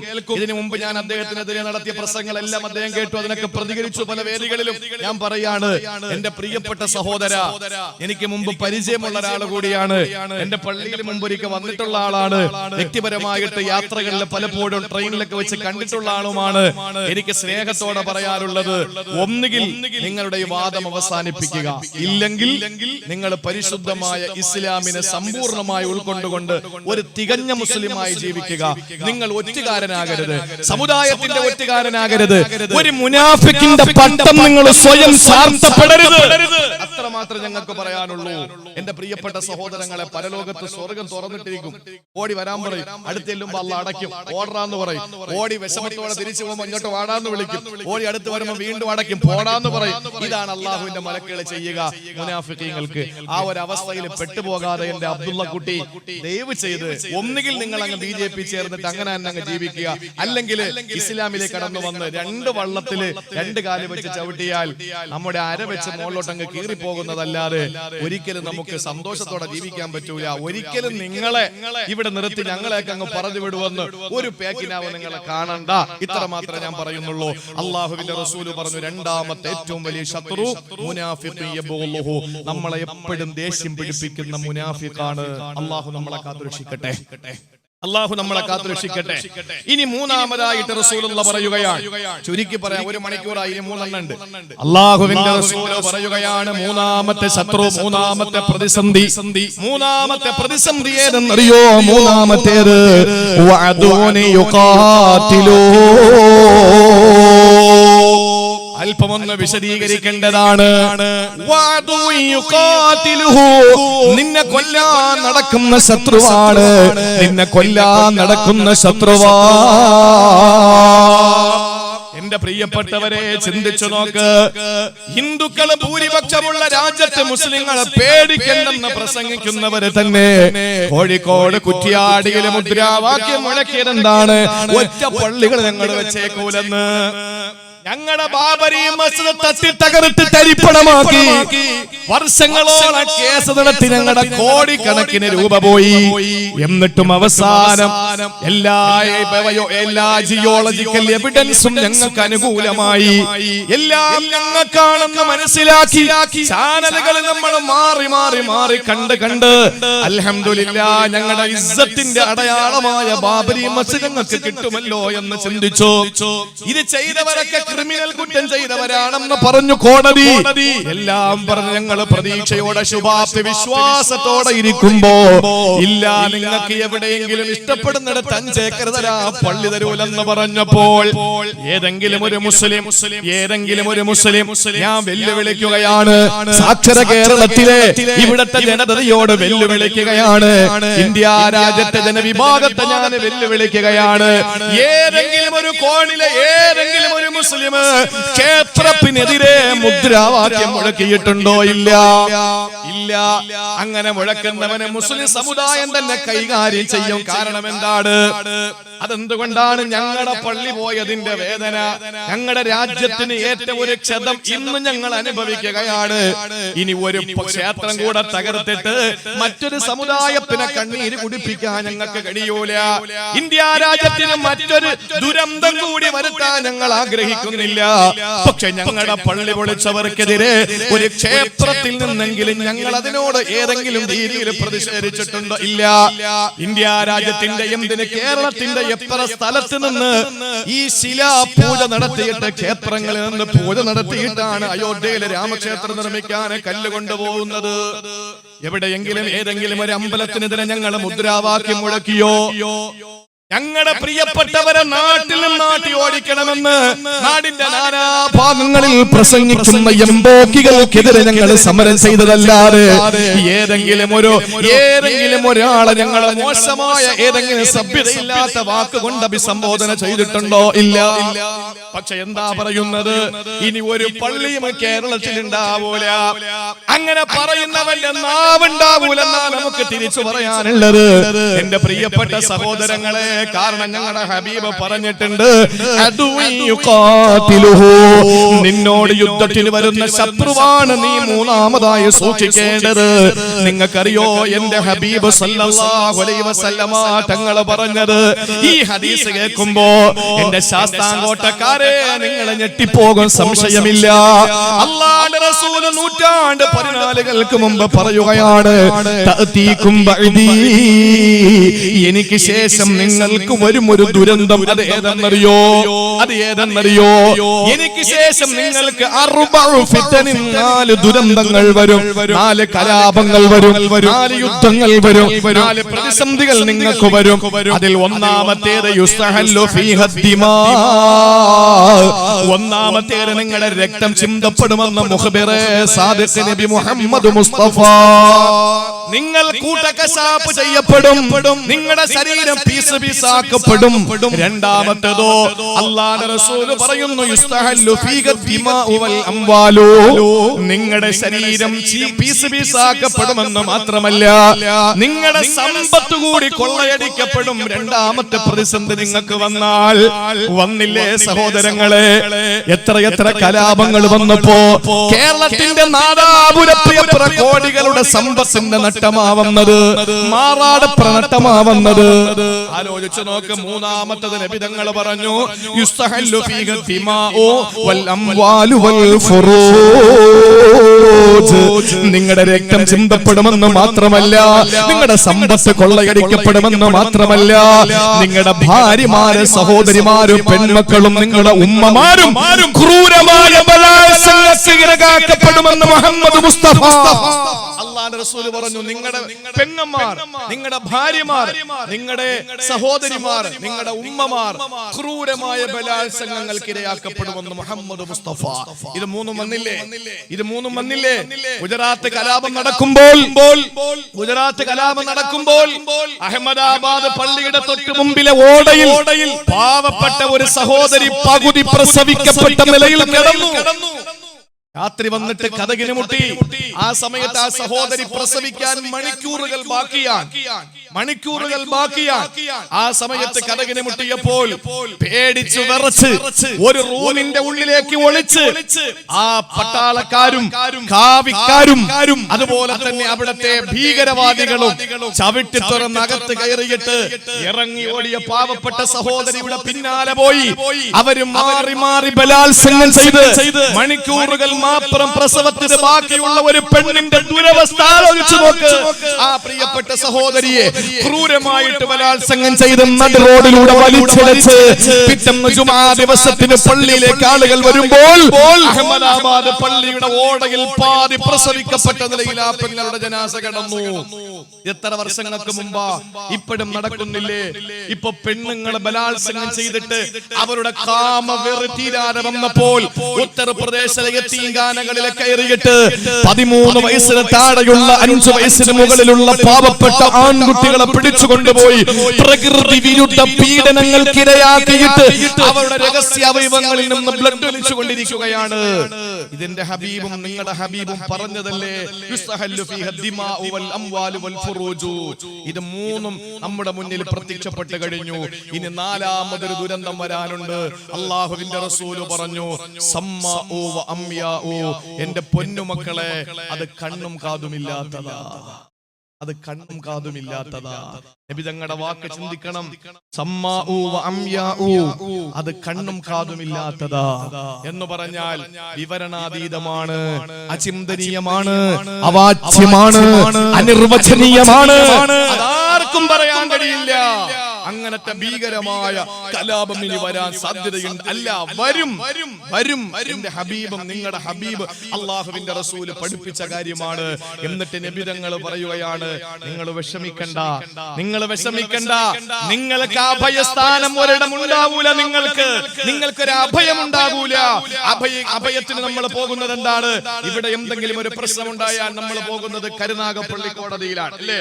ഏറ്റവും അടുത്ത കോടതി കരുനാഗപ്പള്ളി കോടതിയാണ്. അവിടെ തള്ളിയാൽ നമ്മൾ പോകുന്നത് ജില്ലാ കോടതിയിലാണ്. ജില്ലാ കോടതിയാ?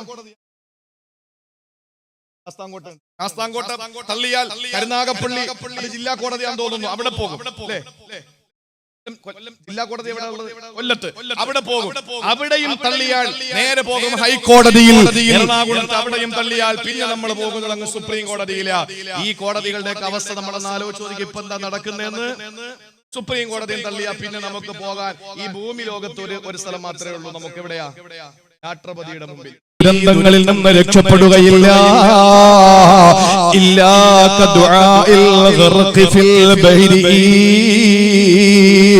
നടുകടലിൽ പെട്ടവന്റെ പ്രാർത്ഥന പോലെ ദുആ ചെയ്യാൽ ദുആ നിങ്ങൾ ചെയ്യണം. എങ്ങനെ ദുആ ചെയ്യണം? കദുആഇൽ ഗർഖി ഫിൽ ബഹരി, സമുദ്രത്തിൽ പെട്ടുപോയവന്റെ ദുആ പോലെ നിങ്ങൾ ദുആ ചെയ്യണം. എന്നാ നിങ്ങൾക്ക് രക്ഷയുണ്ടെന്ന് നബി മുഹമ്മദ് മുസ്തഫ. രാത്രി ഒന്ന് ഉണർന്നിരിക്കും സഹോദരാ, പാതിരാത്രി ഒന്ന് ഉറക്കം എഴുന്നേക്കെന്റെ പെങ്ങളെ, എന്നിട്ട് പൊട്ടി പൊട്ടി കരഞ്ഞിട്ട് ദുആ ചെയ്യേ, അല്ലാഹുവേ, വെള്ളക്കാരിൽ നിന്ന് ഞങ്ങളുടെ രാജ്യത്തെ രക്ഷപ്പെടുത്തിയ അല്ലാഹ്, ഈ കൊള്ളക്കാരിൽ നിന്നുകൂടി ഞങ്ങളുടെ രാജ്യത്തെ രക്ഷപ്പെടുത്തണേ റബ്ബേ.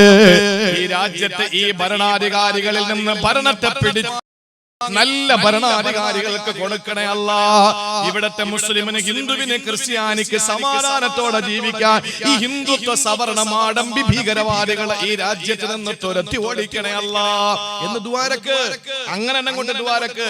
കഴിഞ്ഞ ജുമാ ദിവസം മുതൽ എന്റെ പള്ളിയിൽ സെൻട്രൽ ജുമാ മസ്ജിദിൽ നാസിലത്തിന്റെ ഖുനൂത്ത് ആരംഭിച്ചു. കഴിഞ്ഞ ജുമാക്ക് ജുമാ നമസ്കാരം മുതൽ ഇന്ന് ഇശാ നമസ്കാരം വരെയും അവിടെ മുടങ്ങിയിട്ടില്ല. ഇൻഷാ അല്ലാഹ് എന്റെ പ്രിയപ്പെട്ട സഹോദരങ്ങളെ, നമ്മുടെ ദുആകൾ നമസ്കാരത്തിൽ എങ്ങനെ ദ്വാരക്കണം? എങ്ങനെ ദ്വാരക്കണം? നമസ്കാരം കഴിഞ്ഞ ദ്വാരക്കായിരിക്കുന്നത് പോലെ ഇരുന്നാ പോരാ. കൈ ഇങ്ങനെ മടിയിലിട്ട് ബൈനഹുമാ ബർസഖുല്ലാ അങ്ങനെ ഇരുന്നിട്ട് ദ്വാരത്തിട്ട് കാര്യമില്ല. നമ്മൾ ദുആ ചെയ്യേണ്ടത് എങ്ങനെയാണ്? പ്രിയപ്പെട്ട ഭാര്യ ലേബർ റൂമിൽ കിടക്കുമ്പോ പുറത്ത് നിൽക്കുന്ന ഭർത്താവിന്റെ മനസ്ഥിതി പോരാ. ഭാര്യ മരിച്ച വേറെ പെണ്ണ്, അതാണ് അല്ലേ? ഇരിക്കണ്ടാണ് നിങ്ങൾക്ക്. എന്റെ പ്രിയപ്പെട്ടവരെ, എന്റെ പ്രിയപ്പെട്ട മക്കൾക്ക് ഒരു രോഗം വരുമ്പോ ദുആ ചെയ്യുന്നത് പോലെയോ? ഇല്ല. എന്റെ മക്കൾക്ക് രോഗം അല്ലാഹു മാറ്റാൻ തീരുമാനമല്ലെങ്കിൽ അവര് സങ്കടപ്പെടാതെ വിഷമിക്കാതെ റബ്ബനെ തിരിച്ചെടുക്ക് എന്ന് പറയുന്ന വാപ്പ, അതും പറ്റൂല. പിന്നുള്ള ദുആ എങ്ങനെയാണ്? കദുആഇൽ ഗർഖി ഫിൽ ബഹരി, കടലിൽ അകപ്പെട്ടു പോയവൻ ദുനിയാവുമായിട്ട് വേറെ ഒന്നും ചിന്തിക്കൂല. അവന്റെ ദുആ, പടച്ചവനെ, അടുത്ത തിരമാലയിലെങ്കിലും എന്നെ അടുത്ത് കരയിൽ കൊണ്ടുപോകണം എന്നുള്ള പ്രാണവേദനയിലുള്ള പ്രാർത്ഥന.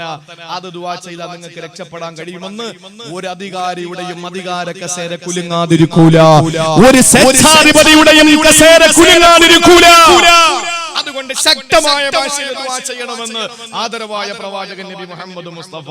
എന്റെ പ്രിയപ്പെട്ടവരെ, മൂന്നാമത്തെ ശത്രുവാണ് അദുവ്വു യുഖാതിലുഹു, നിങ്ങളെ കൊല്ലാൻ നടക്കുന്ന ശത്രുവാണ് നിങ്ങൾ അഭിമുഖീകരിക്കേണ്ടത്. നിങ്ങൾക്കറിയോ ബദ്റു സുഗ്റ എന്ന് പറയുന്ന ഇന്ന് ബഹുമാനപ്പെട്ട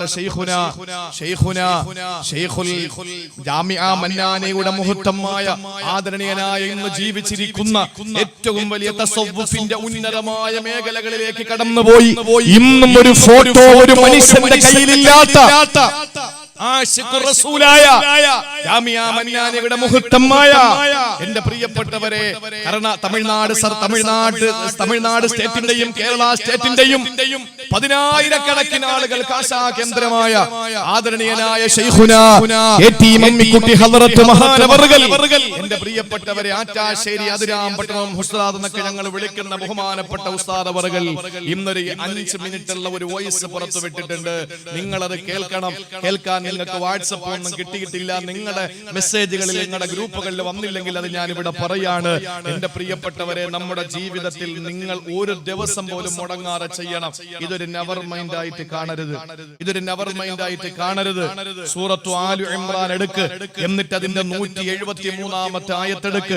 അള്ളാഹുവിന്റെ പരിശുദ്ധമായ ഖുർആൻ 173-ാമത്തെ ആയത്ത് സൂറത്തു ആലു ഇമ്രാനിൽ അള്ളാഹു പറയുന്നത്, അല്ലദീന ഖാല ലഹുമുൻ നാസു ഇന്നന്നാസ ഖദ് ജമഉ ലക്കും ഫഖ്ശൗഹും ഫസാദഹും ഈമാനാ വഖാലൂ ഹസ്ബുനല്ലാഹു വനിഅമൽ വകീൽ. എന്റെ സഹോദരിമാരോട് ഞാൻ പറയാണ്, നമ്മളത് പേടിക്കുന്നതല്ല. അധികാരമുള്ളവൻ എന്തുമാകാം. ഇവിടെ കലാപങ്ങൾ ഉണ്ടാവും. ഒരിക്കലും നമ്മുടെ വീട്ടിൽ വന്ന് നമ്മുടെ മക്കളെ പിടിച്ചിറക്കി നമ്മുടെ പള്ളികൾ തകർക്കുമ്പോ നമ്മൾ ആരും നോക്കി നിൽക്കാൻ നമുക്ക് കഴിയൂല. അപ്പൊ അതുകൊണ്ട് തന്നെ ഇവിടെ കലാപങ്ങൾ ഉണ്ടാവും. ഞങ്ങൾ മരിച്ചാൽ അൽഹംദുലില്ലാ അടുത്ത നിമിഷം മുതൽ ഞങ്ങൾ ജീവിതത്തിൽ അനുഭവിച്ച ത്യാഗങ്ങൾക്ക് പ്രതിഫലം കിട്ടുകയാണ്. അതുകൊണ്ട് മരിക്കാൻ മുസ്ലിമിന് പേടിയില്ല. അപ്പൊ അതുകൊണ്ട് തന്നെ പ്രതികരിക്കാൻ നമുക്ക് ഒരിക്കലും രണ്ടാമതൊന്ന് ചിന്തിക്കേണ്ടി വരൂല. അങ്ങനെ വരുമ്പോ നമ്മുടെ രാജ്യത്തിന്റെ പ്രൗഢി നഷ്ടപ്പെടും. അതുകൊണ്ട് അതൊന്നും ഇല്ലാതെ ഈ ഹയവാന്മാരുടെ എല്ലാ തീരുമാനങ്ങളും പിൻവലിക്കാൻ വേണ്ടിയിട്ട് നിങ്ങൾ ദുആ ചെയ്യാനാണ് ഈ കാര്യം നിങ്ങൾ ശ്രദ്ധയിൽപ്പെടുത്താൻ ഞാൻ ഉദ്ദേശിക്കുന്നത്.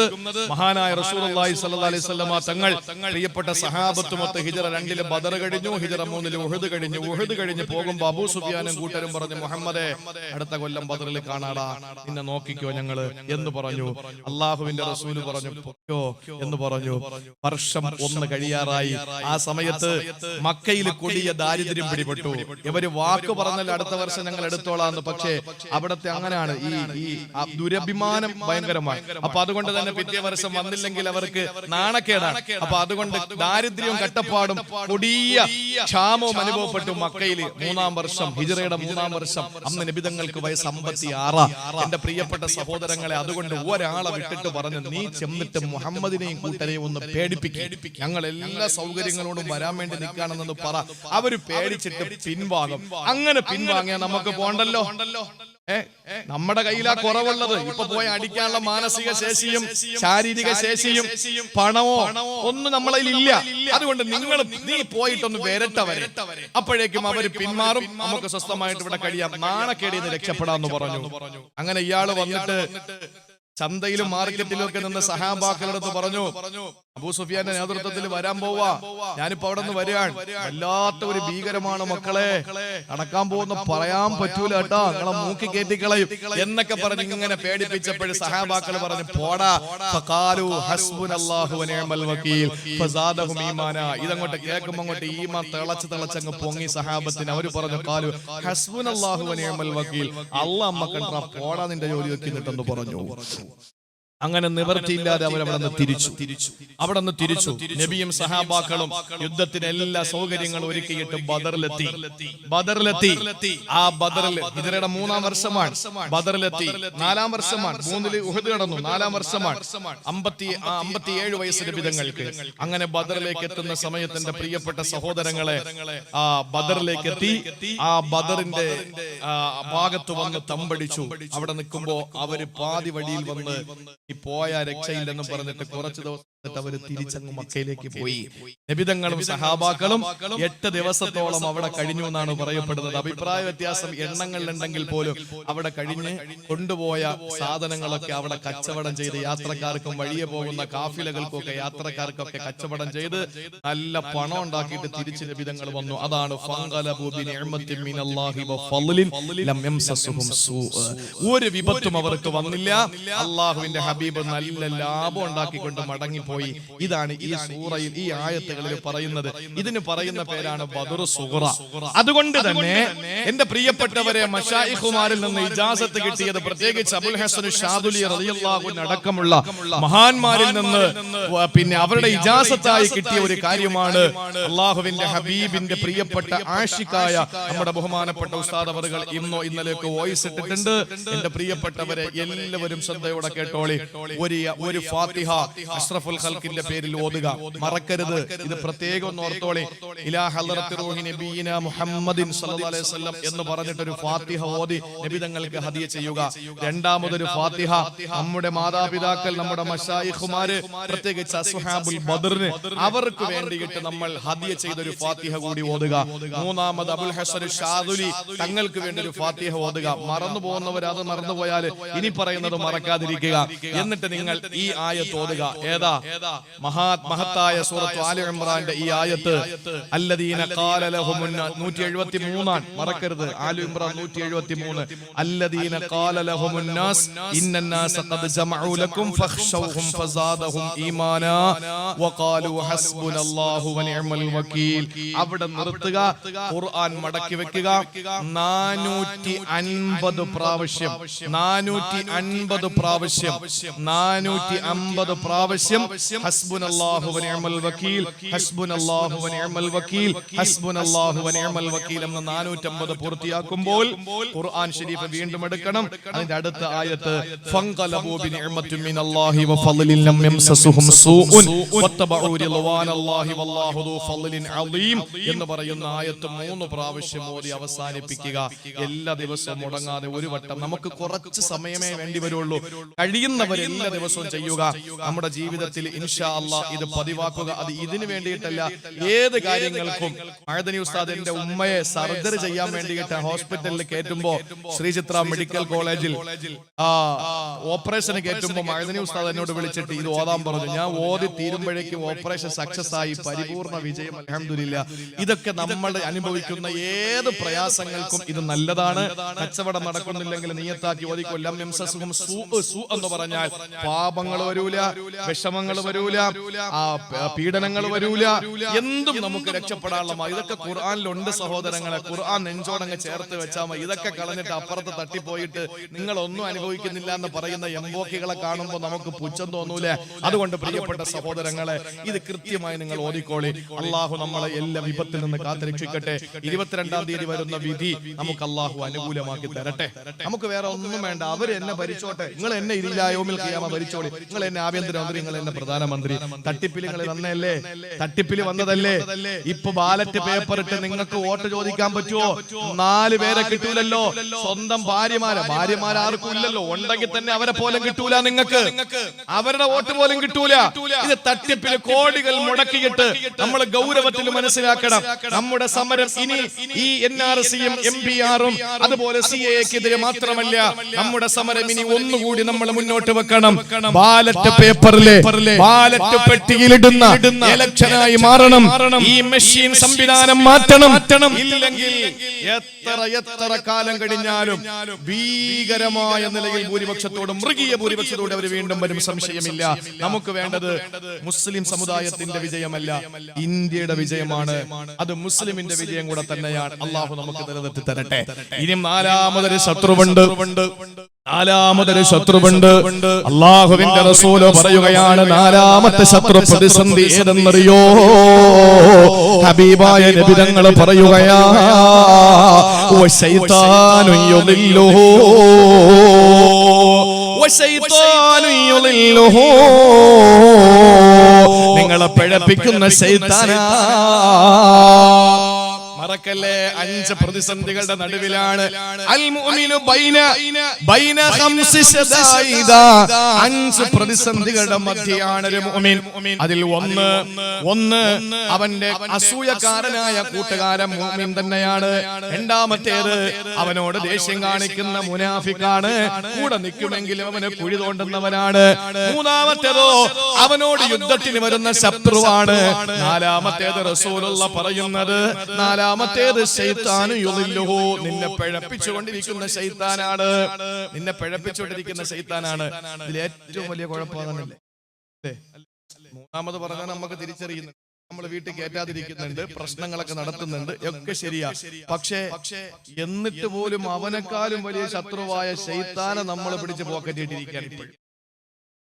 അപ്പൊ നമ്മൾ ഏറ്റവും കൂടുതൽ സൂക്ഷിക്കേണ്ടത് അവരല്ലേ? കേട്ടോ, അള്ളാഹുവിന്റെ മുമ്പിൽ വന്നിട്ട് ശൈത്താൻ പറഞ്ഞു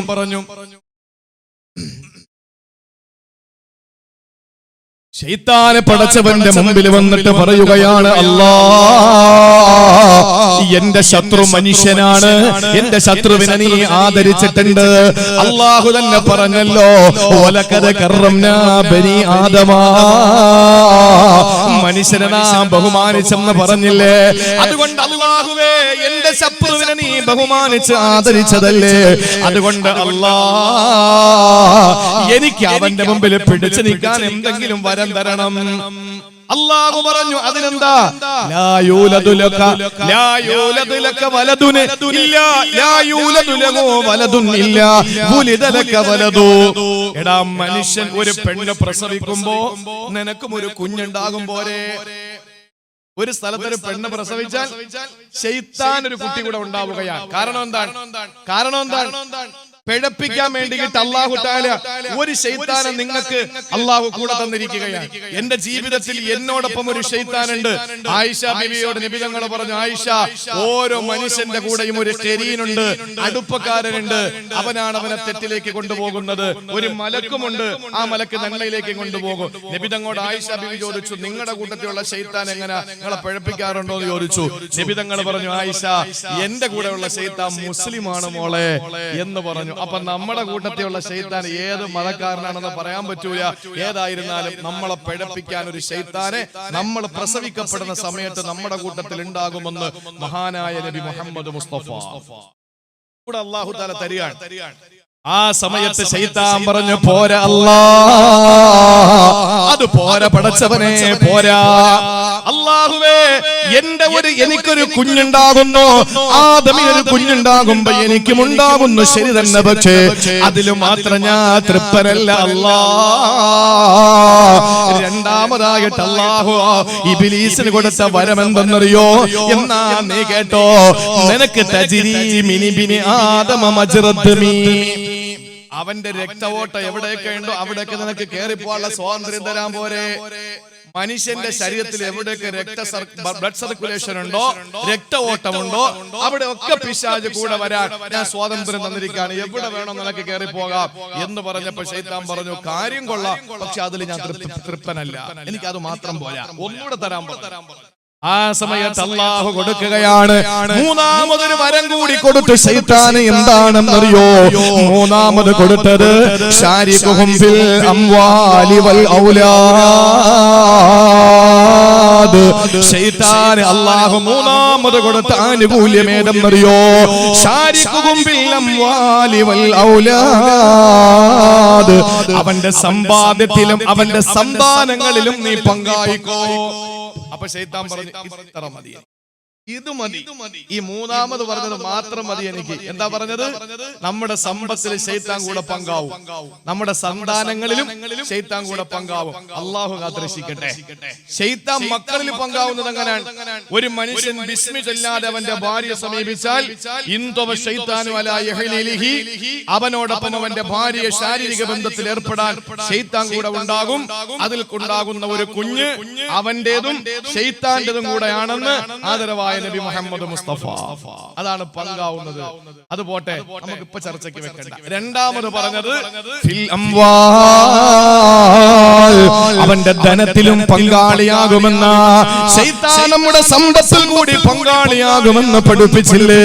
എന്റെ പ്രിയപ്പെട്ടവരെ, കൊട്ടാരങ്ങളെ കെട്ടിപ്പൊക്കുകയാ, പലിശയ്ക്ക് പണമെടുത്തതാണ്, പലിശയ്ക്ക് പണമെടുത്തതാണ്. വീട് വെക്കുന്ന പ്രിയപ്പെട്ടവരെ, പലിശയ്ക്ക് പണമെടുത്തിട്ട് വീട് വെക്കുന്നവന്റെ വീട്ടിനകത്തിരുന്ന് ദുആ ചെയ്തിട്ട് അർത്ഥമുണ്ടോ? ഹസ്ബുനല്ലാഹു വ നിഅമൽ വക്കീൽ എന്നല്ല ഏത് പറഞ്ഞാലും അല്ലാഹ് സ്വീകരിക്കൂല. കാരണം അവന്റെ മൽബസും അവന്റെ മത്അമും അവന്റെ മശ്റബും അവന്റെ മസ്കനും ഹറാമാണെങ്കിൽ ഫഅന്നാ യുസ്തജാബു ലഹു, എങ്ങനെ അവന്റെ ദുആ സ്വീകരിക്കുമെന്ന് നബി മുഹമ്മദ് മുസ്തഫ എത്ര ദുആ ചെയ്താലും അവൻ തിന്നുന്നതും കുടിക്കുന്നതും ഉടുക്കുന്നതും കിടക്കുന്നതും അത് ഹറാമാണെങ്കിൽ എങ്ങനെ അല്ലാഹു ദുആ സ്വീകരിക്കും? അല്ലാഹു തന്നെ ചോദിക്കുക, ഞാൻ എങ്ങനെ സ്വീകരിക്കുവാടാ നിന്റെ ദുആ? അല്ലാഹു നമ്മളെ കാക്കട്ടെ. സഹോദരങ്ങളെ, അല്ലാഹുവിന്റെ പള്ളി മനോഹരമാണ്. ആ പള്ളി ഉണ്ടായാൽ മാത്രം പോരാ. ചില പള്ളികൾ അൽഹംദുലില്ലാ പള്ളികളൊക്കെ നല്ല ഭംഗിയാണ്, നല്ല കാണാൻ നല്ല മനോഹരമായ പള്ളികളാണ് അല്ലെ. നമ്മുടെ നാട്ടിൽ തന്നെ ഉണ്ട് താജ്മഹലിന്റെ മോഡലിൽ പള്ളി, ഷെയ്ഖ് മസ്ജിദ്. എത്ര മനോഹരമാണ്, കണ്ടു നിന്നാ നമ്മൾ ഇങ്ങനെ നിന്നു പോകും. പള്ളികൾ ധാരാളം നമ്മുടെ നാടുകളിലുണ്ട്. ഞാൻ പറയുന്നത് അവിടേക്ക് നിസ്കാരത്തിന് ആളുണ്ട് അൽഹംദുലില്ലാ, കുറവൊന്നുമില്ല. ചില പള്ളികളിൽ പോയി കഴിഞ്ഞാൽ അവസ്ഥ എന്താണെന്നറിയോ? ചില പള്ളികളിൽ പടച്ചോനെ കാണാൻ നല്ല മനോഹരമാണ് പള്ളികൾ, നല്ല രസമുള്ള പള്ളികളാണ്. ചില പള്ളികൾ കാഴ്ചയ്ക്ക് കൗതുകമുള്ളതാ, ജുമയ്ക്ക് പോലും പ്രാവ് നിസ്കരിക്കേണ്ടതാ. പാലില്ല പശുവിന് കാഴ്ചയിൽ രസമുണ്ട്.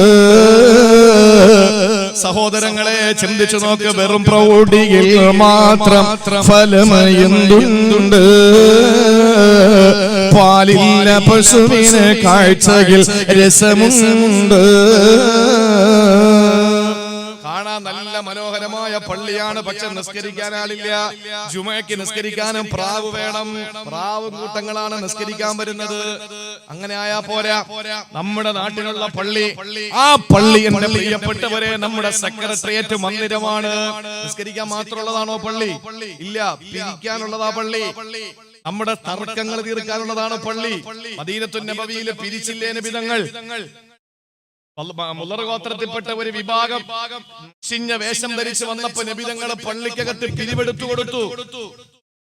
വേറൊരു സഹാബി യാചനയ്ക്ക് വന്നപ്പോ വീട്ടിലുള്ളത് തിരിച്ചു പിടിച്ചിട്ട് പള്ളിക്കകത്ത് ലേലം ചെയ്തു നബിതങ്ങൾ. ഇതാർക്ക് വേണം? ഒരാള് വന്നിട്ട് വല്ലതും തരണേന്ന് പറഞ്ഞു. നോക്കുമ്പോൾ നല്ല തടിമാടൻ, ആരോഗ്യമുണ്ട്. എന്താണ് അഞ്ഞുവാ, എനിക്ക് വേറെ ജോലിയൊന്നുമില്ലേ? ഒരു ജോലിയില്ല, എന്റെ വീട്ടിൽ എന്തുണ്ട്? ഒരു പുതപ്പ് ഒരു പാത്രം എടുത്തോണ്ട് വരാന്ന് പറഞ്ഞു. ഓടിച്ചു വിട്ടു. പുതപ്പും പാത്രം എടുത്തോണ്ട് വന്നപ്പോ രണ്ടും എടുത്ത് വെച്ചിട്ട് നബിതങ്ങൾ ചോദിച്ചു, ഇതാർക്കാ വേണ്ടത്? ഒരു സഹാബി പറഞ്ഞു, രണ്ടും കൂടെ 1 ദിർഹം തരാ. നബി പറഞ്ഞു, പറ്റൂല, ലേലം വിളിക്കുക, 2 ദിർഹം തരാ. എന്നാ പിടിച്ചോ, ബിസ്മില്ലാ.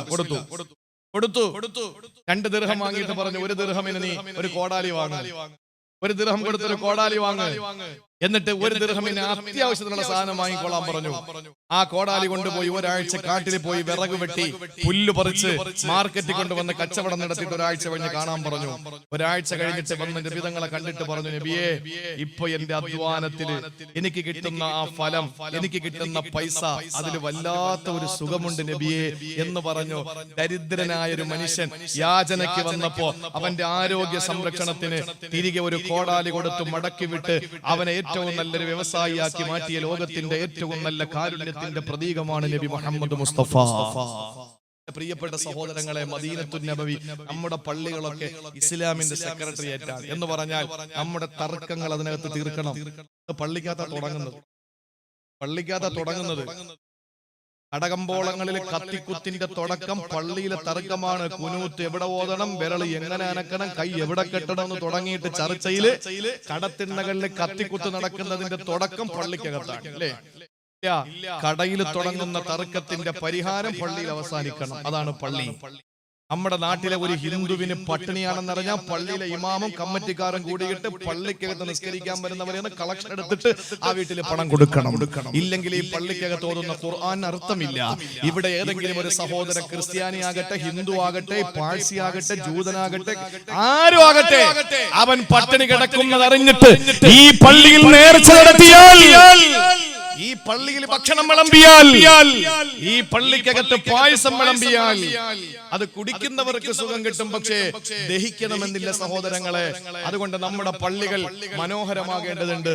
അള്ളാഹു അനുഗ്രഹിച്ച് എവിടെ തിരിഞ്ഞാലും നമ്മുടെ ഈ പ്രദേശങ്ങൾ, കരുനാഗപ്പള്ളി, ഇങ്ങനെ ശാസ്താംകോട്ട ഈ ഭാഗങ്ങളിൽ ചക്കുവള്ളിക്ക് കഴിഞ്ഞാൽ അൽഹംദുലില്ലാ പിന്നെ അങ്ങോട്ട് പള്ളികളാണ്. പക്ഷെ നമസ്കാരത്തിന് നമ്മുടെ ചെറുപ്പക്കാർ പോണം. ഈ കാലഘട്ടം വളരെ മോശമാണ്. അതുകൊണ്ട് നമ്മളത് നന്നാകി അള്ളാഹു തൗഫീക്ക് നൽകി അനുഗ്രഹിക്കുമാറാവട്ടെ. അതുകൊണ്ട് ഞാൻ പറയാണ്, നമ്മുടെ മുന്നിലുള്ള നാലാമത്തെ ശത്രു ശൈത്താൻ യുദില്ലുഹു, നമ്മളെ പഴപ്പിക്കുന്ന ശൈത്താനാണ് എന്ന് ആദരവായ പ്രവാചകൻ നബി മുഹമ്മദ് മുസ്തഫ. നമസ്കാരത്തിൽ നിന്ന് അലസതയോടെ മാറ്റി നിർത്തുന്ന ശൈത്താന്റെ ജോലിയാ. കാരണം നിന്റെ പണത്തിലും നിന്റെ സമ്പാദ്യത്തിലും ശൈത്താൻ കൂടെ ഷെയർ ആണ്, അവനും കൂടെ നിന്റെ കച്ചവടത്തിൽ പങ്കാണ്. അതുകൊണ്ട് തന്നെ നിന്നെ പിഴപ്പിച്ചുകൊണ്ടിരിക്കാൻ അള്ളാഹു നമ്മളെ കാത്തുരക്ഷിക്കട്ടെ. നമസ്കാരം കഴിഞ്ഞേ ഉള്ളൂ ബാക്കി എന്തും. എന്റെ പ്രിയപ്പെട്ടവരെ, നമസ്കാരം കഴിഞ്ഞേ ഉള്ളൂ ബാക്കി എന്തും. ഇനി നിങ്ങൾ പെണ്ണിനെ കെട്ടിച്ചു, ശരി, ചില ആളുകൾ പറയുന്നത് എന്താ, ഞാൻ പെണ്ണിനെ കെട്ടിച്ചില്ലേ, പള്ളിക്ക് കൊടുത്തില്ലേ, പള്ളി വെച്ചു കൊടുത്തില്ലേ, നോമ്പ് പിടിക്കുന്നില്ലേ, ഇഫ്താർ നടത്തുന്നില്ലേ, ഒക്കെ ചെയ്യുന്നുണ്ട്, ശരിയാണ്. എന്റെ പൊന്നാര സഹോദരങ്ങളെ, ഇതെല്ലാം കൊണ്ട് വണ്ടി വിളിച്ച് നേരെ സ്വർഗത്തിന്റെ മുമ്പിൽ പോയിട്ട് ഇങ്ങനെ നിൽക്കാനേ പറ്റുള്ളൂ. കാരണം താക്കോലെടുത്തില്ല, ചാവി കയ്യിലില്ല, എങ്കിലല്ലേ തുറന്ന് കയറാൻ പറ്റൂ. ചാവി ഏതാ? അസ്സലാത്തു മിഫ്താഹുൽ ജന്ന, സ്വർഗത്തിന്റെ താക്കോല് നിസ്കാരമാണെന്ന് നബി മുഹമ്മദ് മുസ്തഫ. അപ്പൊ അതുണ്ടെങ്കിലേ അകത്തോട്ട് കയറാൻ പറ്റുള്ളൂ. ഇനി വേറെ എന്തില്ലെങ്കിലും നമുക്ക് കയറാൻ പറ്റുമോ എന്ന് തന്നെ നമുക്ക് പ്രതീക്ഷിക്കാം, നിസ്കാരം ഉണ്ടെങ്കിൽ. കാരണം ആദ്യ നിർബന്ധമായത് നിസ്കാരം, ഏറ്റവും അവസാനം നമ്മളിൽ നിന്ന് നഷ്ടപ്പെടുന്നത് നിസ്കാരം, ഏറ്റവും ആദ്യം ഖബർ ചോദ്യം ചെയ്യപ്പെടുന്നത് നിസ്കാരം. ആകെ നമുക്ക് അധികമായി ചെയ്യാൻ കഴിയുന്ന നിസ്കാരമല്ലേ ഉള്ളൂ. ആയുസിൽ ഒറ്റവട്ട ഹജ്ജ് ഉംറയും, വർഷത്തിൽ ഒരിക്കൽ നോമ്പ്, വർഷത്തിൽ ഒരിക്കൽ ഉണ്ടെങ്കിൽ സക്കാത്ത്. പിന്നെന്താ നമ്മൾ അള്ളാഹ് കൊടുക്കുന്നത്? 24 മണിക്കൂർ 24 മിനിറ്റ് അള്ളാഹുവിന് 17 റക്അത്ത് ഇതല്ലേ കൊടുക്കുന്നുള്ളൂ. അപ്പൊ അതുകൊണ്ട് അതും ഇല്ലെങ്കിൽ പിന്നെ നമ്മളാരാ? വല്ലാദിയാത്തി ലബഹ ഫൽമുരിയാത്തി ഖദഹ ഫൽമുഗീറാത്തി സുബഹ ഫാഖർന ബിഹി നഖഅ ഫവസത്ന ബിഹി ജംഅ ഇന്നൽ ഇൻസാന റബ്ബിഹി ലകനൂദ്. പ്രഭാതമാകുമ്പോൾ പൊടിപടലങ്ങൾ പാടിപ്പിച്ച് പടർക്കളത്തിലേക്ക് പാഞ്ഞെടുക്കുന്ന പടക്കുതിരയെ തന്നെയാണ് സത്യം. ഇന്നൽ ഇൻസാന റബ്ബിഹി ലകനൂദ്. അവൻ നന്ദികെട്ടവനാണ്, മനുഷ്യൻ നന്ദികെട്ടവനാണ്. വഇന്നഹു അലാ ദാലിക ലശഹീദ്. അവന്റെ വിഷയത്തിൽ അവൻ ഇതിലൊക്കെ സാക്ഷിയാണെന്ന് പറഞ്ഞാൽ, വീട്ടിൽ അണ്ണാച്ചി പാല് ഇറക്കാൻ വരുമെങ്കിൽ അവന് പ്രത്യേക റൂം കൊടുത്ത് കിടക്കാൻ വസ്ത്രം കൊടുത്തു, ഭക്ഷണം കൊടുത്തു. ഒരു ദിവസം അവൻ കിടന്നുറങ്ങി, പാല് കറന്നില്ല, നമ്മൾ അന്ന് അവന് ആഹാരം കൊടുക്കൂല, ഇല്ലേ? അള്ളാഹുവിന് നമ്മൾ സുജൂദ് ചെയ്യാതിരുന്നാലും അള്ളാഹു ഇരട്ടി ഇരട്ടി ഭക്ഷണം തരുന്നു. നിസ്കരിച്ചിട്ട് കല്യാണം കഴിഞ്ഞ് നിസ്കരിച്ചിട്ട് ആടിത്തുരത്തി പോകുന്നവന് ജാപ്പാട് നഹി. ഇത് നിസ്കാരം ഇല്ലാതെ കല്യാണം കഴിഞ്ഞവനെ എടുത്തു പിടിച്ച് ഓടി പോകുന്നവന് 2 പ്ലേറ്റ് ബിരിയാണി, ഇല്ലേ? അള്ളാഹു നമുക്ക് ചെയ്യാത്തവൻ അധികം തരും, ചെയ്യുന്നവനല്ല കൊടുക്കുകയില്ല. അതാണ് പടച്ചവൻ, അതാണ് പടച്ചവൻ. നമ്മളാണെങ്കിലോ ചെയ്യാതിരുന്നാ കൊടുക്കൂല, ചെയ്താൽ നമ്മൾ അധികം കൊടുക്കും. ഇതാണ് അള്ളാഹ്, അങ്ങനല്ല. അതുകൊണ്ട് ഇവിടെ കിട്ടുന്നതെന്ന് കാര്യമാക്കണ്ട എന്റെ പ്രിയപ്പെട്ട സഹോദരങ്ങളെ. നമ്മുടെ ഇബാദത്തുകൾ നമ്മൾ കാര്യമാക്കുക.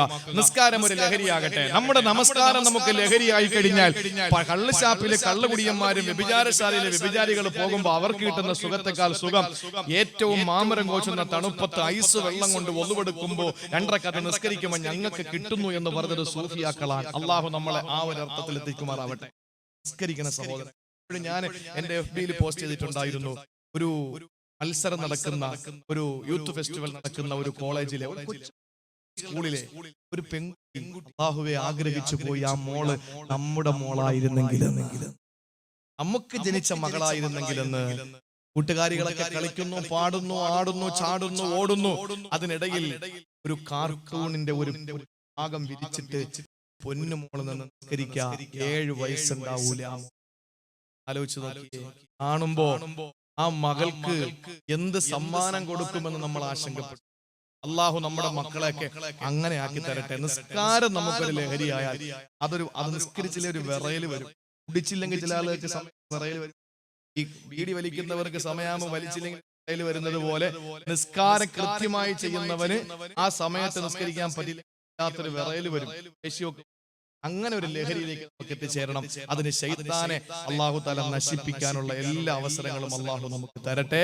ഇനി 5ാമതൊരു പ്രതിസന്ധിയുണ്ട്, അത് പറയുമ്പോഴേക്കും 11 ആവും. 9 മണി 11 ഇൻഷാ അല്ലാഹ് നമ്മൾ ദുആ ചെയ്തു. 5ാമതായി അല്ലാഹുവിന്റെ റസൂൽ പറഞ്ഞ പ്രതിസന്ധി ഏതാ? 5ാമതായി റസൂലുള്ളാഹി പറഞ്ഞ പ്രതിസന്ധി ഏതാ? ഈ പറഞ്ഞ 4 ഭീകരമാണ്.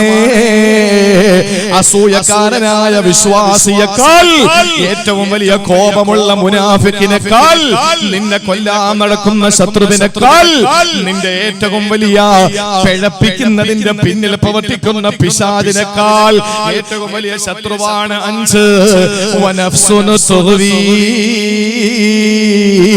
വഴല് തീർന്നിട്ട് പോകാമെന്ന് നിന്നോട് മലക്ക് പറയുമ്പോ ഇല്ല ഞാൻ പോകുന്നു എന്ന് പറഞ്ഞിട്ട് നിന്റെ ശരീര ഇച്ഛ നിന്നെ കൊണ്ടുപോകുമ്പോ അതാണ് 5ാമത്തെ ശത്രു. ഒന്ന് സുബഹിക്ക് എഴുന്നേക്കാമെന്ന് ചിന്തിക്കുമ്പോ മനസ്സ് പറയുന്നു വേണ്ട, നല്ല തണുപ്പല്ലേ, കുറച്ച് കഴിഞ്ഞേക്കാം. അലാറം കേട്ടു, 5 മിനിറ്റ് ഇടവിട്ട് അലാറം കേൾക്കുമ്പോ ഓഫാക്കി വെച്ച് നീ എഴുന്നേറ്റത് 8 മണിക്കാണ്. സുബ്ഹാനല്ലാഹ്, എല്ലാ ശത്രുവിനെക്കാളും ഭീകരനായ ശത്രു നിന്റെ ശരീര ഇച്ഛയാണ്. അല്ലാഹുവിന്റെ ഖുർആൻ പറഞ്ഞല്ലോ, അമ്മാ മൻ ഖാഫ മഖാമ റബ്ബിഹി, അല്ലാഹുവിന്റെ മുമ്പിൽ നിൽക്കുന്നതിനെ ഭയപ്പെടുന്ന ഒരാൾ, വനഹൻ നഫ്സാനിൽ ഹവാ, അവന് ശരീര ഇച്ഛയോട് പോരാടി വിജയിച്ചു കഴിഞ്ഞാൽ ഫഇന്നൽ ജന്നത ഹിയൽ മഅവാ, അവന് അഭയസ്ഥാന ജന്നത്തുൽ മഅവാ, അഭയസ്ഥാന സ്വർഗമാണത്രേ. കൈകൊണ്ട് തൊട്ടാ പൊട്ടിച്ചിരിക്കുന്ന മണിവീണ കമ്പികളുടെ നാദം കൊണ്ട് മുഖരിതമായ അല്ലാഹുവിന്റെ സുഖലോലുപ സ്വർഗം നിനക്ക് അഭയമാ. എന്തു ചെയ്താൽ, നിന്റെ ശരീര ഇച്ഛയ്ക്ക് കടിഞ്ഞാണിട്ടാൽ, നിന്റെ ശരീര ഇച്ഛയ്ക്ക് കൂച്ചുവലങ്ങിട്ടാൽ, നിന്റെ ശരീര ഇച്ഛയെ പിടിച്ചു നിർത്തിയാൽ, നിന്റെ മനസ്സെന്ത് പറയുന്നോ അതിന് വിരുദ്ധമായി നീ ചെയ്താൽ, അനസെന്ന സഹാബിയാണോ സംശയമുണ്ട്. ഏതോ ഒരു സഹാബി കയ്യിൽ ഇറച്ചിയുമായി വന്നപ്പോ നബി ചോദിച്ചു, എന്താ കയ്യിലുള്ളത്? നബിയെ, കുറച്ചിറച്ചിയാ. എന്താ ഇപ്പൊ അത് വാങ്ങാൻ കാരണം? വല്ലാതെ മനസ്സ് കൊതിക്കുന്നു നബിയെ, ദിവസങ്ങളോളം എന്റെ ആഗ്രഹമാണ് ഇച്ചിരി ഇറച്ചി കഴിക്കണമെന്ന്. ആ സമയത്ത് നബിതങ്ങൾ പറയുന്നു, മനസ്സ് കൊതിക്കുന്നതെല്ലാത്തിനും വഴങ്ങിക്കൊടുക്കല്ലേ, മനസ്സ് കൊതിക്കുന്നതെല്ലാത്തിനും വഴങ്ങിക്കൊടുക്കല്ലേ. നമ്മുടെ മനസ്സ് പറയുന്നതിനെതിരായി നമ്മൾ ചെയ്യാൻ കഴിയോ? അവിടെയാണ് നമുക്ക് ജീവൻ വരുന്നത്, അവിടെയാണ് നമ്മുടെ മാറ്റുയർത്തപ്പെടുന്നത്. അതുകൊണ്ട് പ്രിയപ്പെട്ടവരെ, ഏറ്റവും വലിയ ശത്രുവിനെ പരിചയപ്പെട്ടോ, നഫ്സുനു തുഗ്വി, അവനെ വഴികേടിലാക്കുന്ന ശരീര ഇച്ഛയാ. അല്ലാഹു പറഞ്ഞല്ലോ, ഖദ് അഫ്ലഹ മൻ സക്കാഹാ, അതിനെ ഏറ്റവും നല്ല പരിപാവനമാക്കിയവന് വിജയിച്ചവനാ. വഖദ് ഖാബ മൻ ദസ്സാഹാ, അതിനെ മാലിന്യത്തിൽ തള്ളിയവന് പരാജയത്തിലാണ്. എന്റെ പ്രിയപ്പെട്ട സഹോദരങ്ങളെ, ഒരു മുഅ്മിൻ ഈ 5 പ്രതിസന്ധികളുടെ നടുവിലാണ് ജീവിക്കുന്നത്. ഇന്നലകളിലും അങ്ങനെ തന്നെ, ഇന്നും അങ്ങനെ തന്നെ, എന്നും അങ്ങനെ തന്നെ. അതുകൊണ്ട് കരുതിയിരുന്നോ, ജാഗ്രതയെ. അല്ലാഹു നമ്മളെ നന്നാക്കട്ടെ, നമ്മുടെ ഈമാനെ അല്ലാഹു പരിശുദ്ധമാക്കട്ടെ.